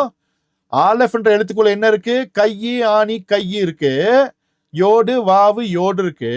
யெகோவான்ற வார்த்தையை பார்க்கும்போது யோடு கையி ஹே இதோ, வாவு ஆணி ஹே இதோ, கையி இதோ ஆணி இதோ. ஆலஃப்னா கையி ஆணி கையி. அதுக்குள்ள 3 எழுத்து நம்ம பார்த்தோம். அப்படின்னா யாரா இருக்கும்? இது யார பிரதிபலிக்கிறது? இதோ கையி இதோ ஆணி, கையி ஆணி கையி, யார பிரதிபலிக்கிறது? அப்போ நம்முடைய தேவன் யார் என்பதை இந்த எழுத்துக்களே நமக்கு சொல்லித் தருகிறது. நம்முடைய தேவன் யார் என்பதை லாஜிக்கா இது சொல்லித் தருது. அதோடு மாத்திரமல்ல, இந்த யெகோவா அப்படின்ற அந்த வார்த்தையினுடைய அந்த எழுத்து மதிப்பு பார்த்தல, அதை கூட்டினீங்கன்னா 26. அதே போல ஆலஃபுக்குள்ள இருக்க எழுத்துக்களை கூப்பிட்டாலும் 26. அப்ப ஆலஃப் என்ற எழுத்துல தான் தேவனுடைய நாமம் ஆரம்பிக்கிறது. அதே ஆலஃபுக்குள்ள 26 எழுத்து இருக்கிறது. யெகோவான்ற வார்த்தையினுடைய அதோடைய கூட்டமைப்பு, அதோடைய எண் மதிப்பும் என்னன்னா 26 தான். அப்போ ஆலஃப் அப்படின்னா என்னெல்லாம் சொல்லுது? எல் என்கிறதான தேவன், தேவன் திரியேகமானவர், இதோ கை இதோ ஆணி, கையி ஆணி கையி, அப்புறம் அவர் யெகோவா அப்படின்றதெல்லாம் நிறைய விஷயங்களை உள்ளே சொல்லி தருகிறது. தேவன் திரியேகமானவர் என்பதற்கான ஒரு அடையாளத்தை பார்த்துட்டு இருக்கோம். ஒரு எழுத்துக்குள்ள இவ்வளவு விஷயங்கள் இருக்கிறது. அப்போ மறுபடியும் இங்க பார்க்கும் பொழுது பாத்தீங்கன்னா, ஆலஃப் அப்படின்னும் பொழுது 3 எழுத்து உள்ள இருக்கிறத பார்த்தோம். யோடு வாவு யோடு. அப்படியே அது ஆலஃப்னு எழுதினோம்னா கீழே ஆலஃப் லாமடு பேன்ற 3 எழுத்து இருக்குல்ல, அதோட மதிப்பு பாத்தீங்கன்னா ஆலஃப்னா 1, லாமடுனா 30, பேனா 80, கூட்டினீங்கன்னா 3 1 வரும். எப்படிங்க? ஒரு அதிசயமான ஒரு விஷயங்க. ஆலஃப பிரிச்சா உள்ள 3 எழுத்து இருக்கு, அதோட மதிப்பு 26, யெகோவோட மதிப்பு 26. ஆலஃப்ன்றோட மதிப்பு மாத்திரம் பார்த்தோன்னா 1 1000. ஆலஃப்ன்றதை எழுதணும்னா ஆலஃப் லாமடு பேங்கிற 3 எழுத்து வேணும். அதோடைய கிமெட்ரியா வேல்யூ, அதோடைய எண் மதிப்பு பார்த்தோம்னா ஆலஃபுக்கு 1, லாமடுக்கு 30, பேக்கு 80, கூட்டினா 1 1 1. அப்போ நம்முடைய தேவன் எப்படிப்பட்டவர் என்பதை இந்த ஒரு எழுத்து நமக்கு சொல்லி தருகிறது. உங்கள் தேவன் யார் என்பதை இந்த எழுத்து இன்றைக்கு சொல்லி கொடுத்திருக்கும் என்று நம்புகிறேன். புரிந்தவர்கள் எல்லாம் மறுபடியும் கரங்களை தட்டி கர்த்தரை என்ன பண்ணுங்க? மகிமைப்படுத்துங்க, நாமத்தை மகிமைப்படுத்துங்க. கர்த்தருடைய நாமத்தை கரங்களை உயர்த்தி, ஆமா, அவருடைய நாமம் மகிமை அடையட்டும், கர்த்தருடைய நாமம் மகிமை அடையட்டும். இப்படிப்பட்டதான அற்புதமான ஒரு மொழியினுடைய முதல் எழுத்தை நாம் பார்த்து கொண்டிருக்கிறோம். கர்த்தருடைய ஆசீர்வாதம் உங்களுக்கு நிறைவாய் உண்டாவதாக. பரிசுத்த ஆவியானவர் உங்களுக்கு நிறைய விஷயங்களை கற்றுக் கொடுப்பாராக. ஏன்னா நான் சொல்லித்தரதை விட கர்த்தர் நிறைய விஷயங்களை சொல்லித் தருவார். நம்ம இணைத்திருக்கிறவர் பரிசுத்த ஆவியானவர். சரியா? ஓகே, இப்போ நம்ம உள்ள போயிடுவோம். வேதாகம தேவன் திரியேகமானவர் என்பதை நாம இந்த ஒரு எழுத்து மூலமாக தெரிந்து கொண்டோம். அடுத்தது போன வகுப்புல, முதல் வகுப்புலயும் நம்ம பார்த்தோம். தேவனுடைய நாமத்துல இந்த ஆலஃப் என்ற எழுத்து வர்றதை பார்த்தோம். அதே போல தேவனுடைய நாமத்தினுடைய அந்த கூட்டெழுத்துக்கினுடைய மதிப்பு, மத நாமம், தேவனுடைய நாமம் என்னன்னா ஆபா அப்படின்னு பார்த்தோம் இல்லையா? போன முதல் வகுப்புல பார்த்தோம். ஆபா அதோடைய மதிப்பு 3, எல் அப்படின்ற மதிப்புக்கு தேவனுடைய நாமத்தினுடைய மதிப்பு 31, யான்ற நாமத்தினுடைய மதிப்பு 15, யெகோவான்றது 26, ஏலோகிம் என்றது 86 அப்படின்றத பார்த்தோம். இப்போ தோரால முதல் 3 வசனங்கள், ஆதியாகமம் 1ஆம் அதிகாரத்துல 3 வசனங்கள்ல அந்த ஆலெஃபை மாத்திரம் எடுத்துக்கிட்டோம்னா நிறைய ஆலெஃப் இருக்கிறத நம்ம பார்த்தோம். அதுல ஒரு அற்புதமான விஷயம் என்னன்னா, தேவனுடைய நாமங்கள் அதோடைய அந்த மதிப்பு என்ன இருக்கோ அந்த இடத்துல வர எழுத்தெல்லாம் ஆலெஃபா தான் இருக்கு. ஆபான போது 3, அதே போல எபிரேய மொழியினுடைய வேதாகமத்தினுடைய அந்த வசனத்தை வாசிக்கும் போது 3வது எழுத்து ஆலெஃபா இருக்கு. அதே போல 15வது எழுத்து பாத்தீங்கன்னா யான்ற நாமம் அங்க ஆலெஃப் இருக்கு. அதே போல 26 யெகோவா என்ற நாமத்தை குறிக்கிறது, 26வது எழுத்தும் ஆலெஃப். அதே போல எல் என்ற தேவனுடைய நாமத்தினுடைய மதிப்பு 31, அதே போல 31வது எழுத்து ஆலெஃப். அதே போல ஏலோகிம் என்ற அந்த வார்த்தையினுடைய மதிப்பு 86, அதே போல 86வது எழுத்து ஆலெஃப். இப்படி ஒரு வேதாகமத்தை யாராலும் என்ன பண்ண முடியாது, தலைகளை நின்ன கூட எழுதவே முடியாது. நம்முடைய வேதம் சத்தியம் உண்மைன்றதுக்கு ஆதாரம் இதுதாங்க. இது மனிதனால் மனித புத்தியால் எழுதப்பட்டதல்ல, தேவனால் மனிதனை கொண்டு எழுதப்பட்டது. மனிதனால் மனித புத்தியால் எழுதப்பட்டதல்ல, தேவனால் மனிதனை கொண்டு எழுதினது. எத்தனை பேருக்கு புரிஞ்சுச்சு? புரிஞ்சவங்களாம் கரங்களை உயர்த்தி ஆமா. தேவனால் மனிதனை கொண்டு எழுதப்பட்ட வேதாகம் என்பதற்கு அடையாளம் இதுதான். ஏன்னா எழுத வைத்தவர் தேவன். கரெக்டா இப்படி சூப்பரா பிளான் பண்ணி எழுதியிருக்காரு. இப்படி ஒரு புஸ்தகத்தை ஒரு நாளும் ஒருத்தனாலும் வாழ்க்கையில எழுதவே முடியாது. கர்த்தருடைய நாமம் வர இடத்துலலாம் ஆலெஃப் வரணும்னா அதுக்கு சாத்தியமே இல்லைங்க. அப்படி ஒரு சாத்தியமே இல்லை. அப்படிப்பட்ட அற்புதமான ஒரு விஷயம். இந்த ஆலெஃப் என்ற எழுத்து அவ்வளவு பவர்ஃபுல். இப்போ இன்றைக்கு இந்த எழுத்தினுடைய ஒரு மகத்துவத்தை பார்த்தோம். அதாவது தேவனை பிரதிபலிக்கிற எழுத்துன்னு பார்த்தோம். அதுல 3 விஷயங்களை போட்டிருக்கேன். முக்கியமான 3 விஷயங்களை போட்டிருக்கேன். 1, இது காம்பினேஷன் ஆஃப் லெட்டர்ஸ். இந்த ஒரு எழுத்து 3 எழுத்து உள்ள இருக்கு. தேவன் திரியேகமானவர் என்பதை நமக்கு புரிய வைக்கிறது. அதே போல இதனுடைய மதிப்பு, இதுக்குள்ள 3 எழுத்து இருக்கு, அதனுடைய மதிப்பு 26ன்னு பார்த்தோம். யெகோவாவினுடைய மதிப்பும் 26. எனவே இது யெகோவாவை பிரதிபலிக்கிறது. அதே போல இது உட்கருத்து என்ன அப்படின்னா, இதோ கை இதோ ஆணி, பிஹோல்ட் ஹேண்ட் பிஹோல்ட் நெயில் அப்படின்னு சொல்லுகிறது. பிஹோல்ட் ஹேண்ட் பிஹோல்ட் நெயில் அப்படின்னு சொல்லுகிறது. எனவே இது கிறிஸ்துவை குறிக்கிறது. அப்போ ஆலெஃப் பரலோக தேவனை குறிக்கிறது, ஆலெஃப் யெகோவாவை குறிக்கிறது, ஆலெஃப் கிறிஸ்துவை குறிக்கிறது. இப்படி 3 முக்கியமான விஷயத்தை நம்முடைய தேவன் திரியேகமானவர் என்பதை ஆலெஃப் என்ற எழுத்து நமக்கு சொல்லித் தருகிறது. இந்த ஸ்கிரீன் ரொம்ப ரொம்ப முக்கியம். நம்முடைய தேவன் திரியேகமானவர், பரலோகத்தின் தேவன், அதே போல அவர் யெகோவா, அவர் கிறிஸ்து என்பதை, திரியேக தேவன் என்பதை இந்த ஒரு எழுத்து நமக்கு சொல்லித் தருகிறது. இப்போ ஒரு எழுத்துக்குள்ளேயே இவ்வளவு விஷயம் இருக்கும்னா 22 எழுத்தையும் தெரிஞ்சுக்கிட்டா எப்படி இருக்கும்னு கொஞ்சம் கற்பனை பண்ணி பாருங்க. 22 எழுத்தோடைய இன்சைட் தெரிஞ்சிருச்சுன்னா, அதோட மதிப்பு தெரிஞ்சிச்சுன்னா, உங்க மனசு என்ன ஆகும், உங்க மூளை என்ன ஆகும், எக்ஸ்பேண்ட் ஆகும், உங்களுடைய அறிவு பெருகும், லாஜிக்கலா திங்க் பண்ணுவீங்க. பிலாசபிக்கல் தாட் நமக்கு வேண்டாம். இந்த தர்க்க ரீதியான தாட்டு தான் நமக்கு வேணும். சரி, வியாக்கியானம் வேண்டாம். லாஜிக்கலா நம்ம என்ன பண்ணும், திங்க் பண்ணும். எத்தனை பேருக்கு புரியுது நான் சொல்றது? சோ லாஜிக் தான் வேணும் நமக்கு. இந்த வியாக்கியானம் வேண்டாம். இன்னைக்கு வியாக்கியானிகளை தான் பார்த்து கொண்டிருக்கிறோம். வியாக்கியானிகள்னாலதான் நிறைய சபையில பிரச்சனை, டினாமினேஷன் பிரச்சனை, கொள்கை குழப்பங்கள், தேவனை குறித்ததான் தவறான காரியங்கள், நிறைய கள்ளோபதேசங்கள். எனவே நாம் வேதாகமத்தை படிப்பது எதற்காகனா, தர்க்க ரீதியான இந்த மொழியை கற்றுக்கொள்வதனால வேதாகமத்தின் ஆழங்களை நம்மால் கற்றுக்கொள்ள முடியும் என்பதை தெரிந்து கொள்ளும். கடைசியாக இங்க உங்களுக்காக ஆலெஃப் என்ற எழுத்தை உங்களுடைய இடதுபுறம் போட்டிருக்கேன். இந்த பக்கம் பேலான்னு போட்டிருக்கேன். ஆலெஃப் பேலா. கவனிச்சிங்கன்னா சேம் லெட்டர்ஸ் தான். ஒரு இடத்துல ஃபார்வர்ட்ல எழுதியிருக்கேன், இந்த பக்கம் ரிவர்ஸ்ல எழுதியிருக்கேன். நல்லா பார்த்துட்டீங்களா? ஓகே. ஆலெஃப் அப்படின்னும் பொழுது ஆலெஃப் லாமட் பே, பேலான போது பே லாமட் ஆலெஃப். ஓகே. இந்த எழுத்து பாருங்க, ஒரு வார்த்தையில முதல்ல வருது, இன்னொரு வார்த்தையில கடைசியில வருது. ஆலெஃப் என்ற வார்த்தையை திருப்பி போட்டா பேலா. பேலா அப்படின்னா என்ன அர்த்தம்னா, ஏசாயா 9:6 வாசிக்கும் பொழுது அங்க பேலான்ற வார்த்தை மாத்திரம் சகப்பு கடல்ல போட்டிருக்கேன். நமக்கு ஒரு பாலகன் பிறந்தார், நமக்கு ஒரு குமாரன் கொடுக்கப்பட்டார், கர்த்தத்துவம் அவர் தோளின் மேல் இருக்கும், அவர் நாமம் அதிசயமானவர், ஆலோசனை கர்த்தர், வல்லமையுள்ள தேவன், நித்திய பிதா, சமாதான பிரபு எனப்படும்.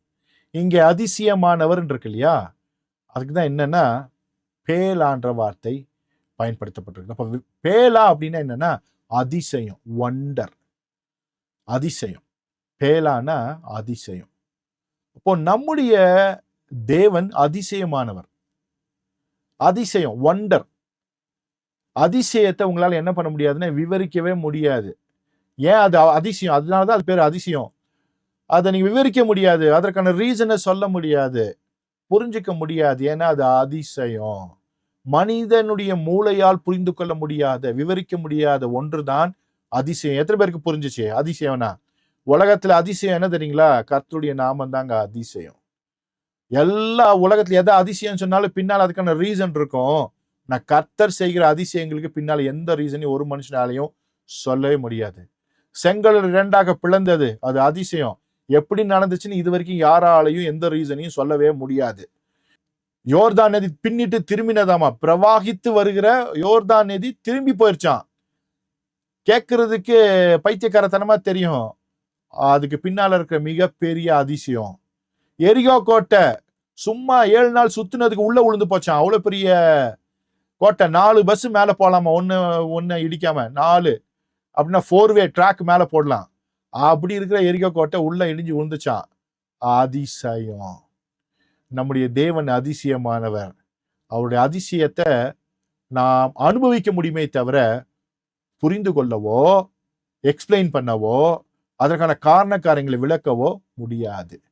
அப்போ இந்த ஆலஃப் என்ற எழுத்து அதிசயம், வண்டர், அற்புதம். எழுத்தே அமர்க்கலமா இருக்கு பாருங்க, அற்புதமான ஒரு எழுத்து. இந்த எழுத்தை புரிந்து கொள்வதனாலே வேதாகமத்தை படிக்கும் பொழுது இந்த எழுத்துக்கள் எங்கெல்லாம் வருகிறதோ அப்போ உங்க மூளையில, உங்களுடைய மனசுல, உங்க ஆவியில, உங்க ஆத்மாவில கர்த்தர் ஒன்றை புரிய வைப்பார். அப்போ உங்களுக்கும் உங்களுக்கு ஆண்டவருக்கான இணைப்பு, அந்த பாண்டு, அந்த அன்பு இன்னும் பெருகும். நீங்கள் சுத்திகரிக்கப்படுவீங்க, உங்க வாழ்க்கை மாறும், உங்கள் வாழ்க்கை தரம் உயரும். அதுல மாற்று கருத்தே இல்லை. எனவே ஆலஃப் அது அற்புதமான ஒரு எழுத்து. இந்த முதல் எழுத்தை இன்னைக்கு நம்ம பார்த்தோம். இந்த எழுத்தை அப்படியே தியானம் பண்ணுங்க. இந்த எழுத்து உங்க வாழ்க்கையில அற்புதங்களையும் அடையாளங்களையும் உங்கள் வாழ்க்கையில் நடத்தும். ஏதோ இந்த மொழியை கற்றுக்கொண்டு மூளை அறிவை பெருக்குவதற்காக நாம் வரவில்லை. நம்முடைய ஆவிக்குரிய அந்த வாழ்க்கையை இன்னும் மேம்படுத்த, நம்முடைய ஆவிக்குரிய வாழ்க்கையை இன்னும் தேவனோடு இணக்கமாக சேர்க்க, அவரை புரிந்து கொள்ள, ஆவிக்குரிய வாழ்க்கையில் இன்னும் முன்னேற்றம் அடைய, தேவனை அறிகிற அறிவினாலே இன்னும் நிரப்பப்பட இந்த வகுப்புகள் உங்களுக்கு பிரயோஜனமாக இருக்கும். இது மூளை அறிவுக்கான வகுப்பு அல்ல. ஆவிக்குரிய உலகத்திலே தேவனோடு உங்களை இணைப்பதற்கான ஒரு அற்புதமான ஒரு வகுப்பு. எனவே தொடர்ந்து இந்த வகுப்புகளில் பங்கு பெற்று இந்த 22 எழுத்துக்களுக்கான இன்சைட்டை முதல்ல தெரிந்து கொள்ளுங்க. அதுக்கப்புறம் படிப்பதற்கு, எழுதுவதற்கு, கிராமட்டிக்கல் ஃபார்மேஷன்ஸ், அதே போல ரூட் வேர்டு, அதே போல டிரான்ஸ்லேஷன் போன்ற காரியங்களையும் கற்றுக்கொள்ளுங்கள். இது உங்கள் வாழ்நாள் முழுவதும் பயன்படக்கூடிய அவசியமான, உங்களை உங்கள் தேவனோடு இணைக்கிற அற்புதமான ஒரு டூல், ஒரு கருவி, ஒரு டூல். இப்போ உலகத்தில் நிறைய டூல் இருக்கு தேவனை தெரிந்து கொள்வதற்கு. அதுல ஒரு முக்கியமான டூல் என்னன்னா லாங்குவேஜ் என்ற டூலு. அதுல எபிரேயம் என்பது இருக்கிறதுலயே ஒரு சேலஞ்சிங்கான, அற்புதமான, மேன்மையான ஒரு டூல், ஒரு கருவி. அந்த கருவியை பயன்படுத்துவதற்கு பழகி கொண்டால் உங்களுடைய கிறிஸ்தவ வாழ்க்கை இனிமையான அனுபவமாக இருக்கும். கர்த்தர் உங்கள் யாவரையும் ஆசீர்வதித்து காப்பாராக. அடுத்த வகுப்பில் சந்திக்கும் வரை உங்களிலிருந்து நான் விடைபெறுகிறேன். இந்த ஊழியங்களுக்காக ஜெபித்துக் கொள்ளுங்கள். தொடர்ச்சியாக வகுப்புகளில் பங்கு பெறுங்கள். கர்த்தர் உங்கள் யாவரையும் ஆசீர்வதிப்பாராக. God bless you. Thank you so much. அடுத்த வகுப்புல சந்திக்கலாம்.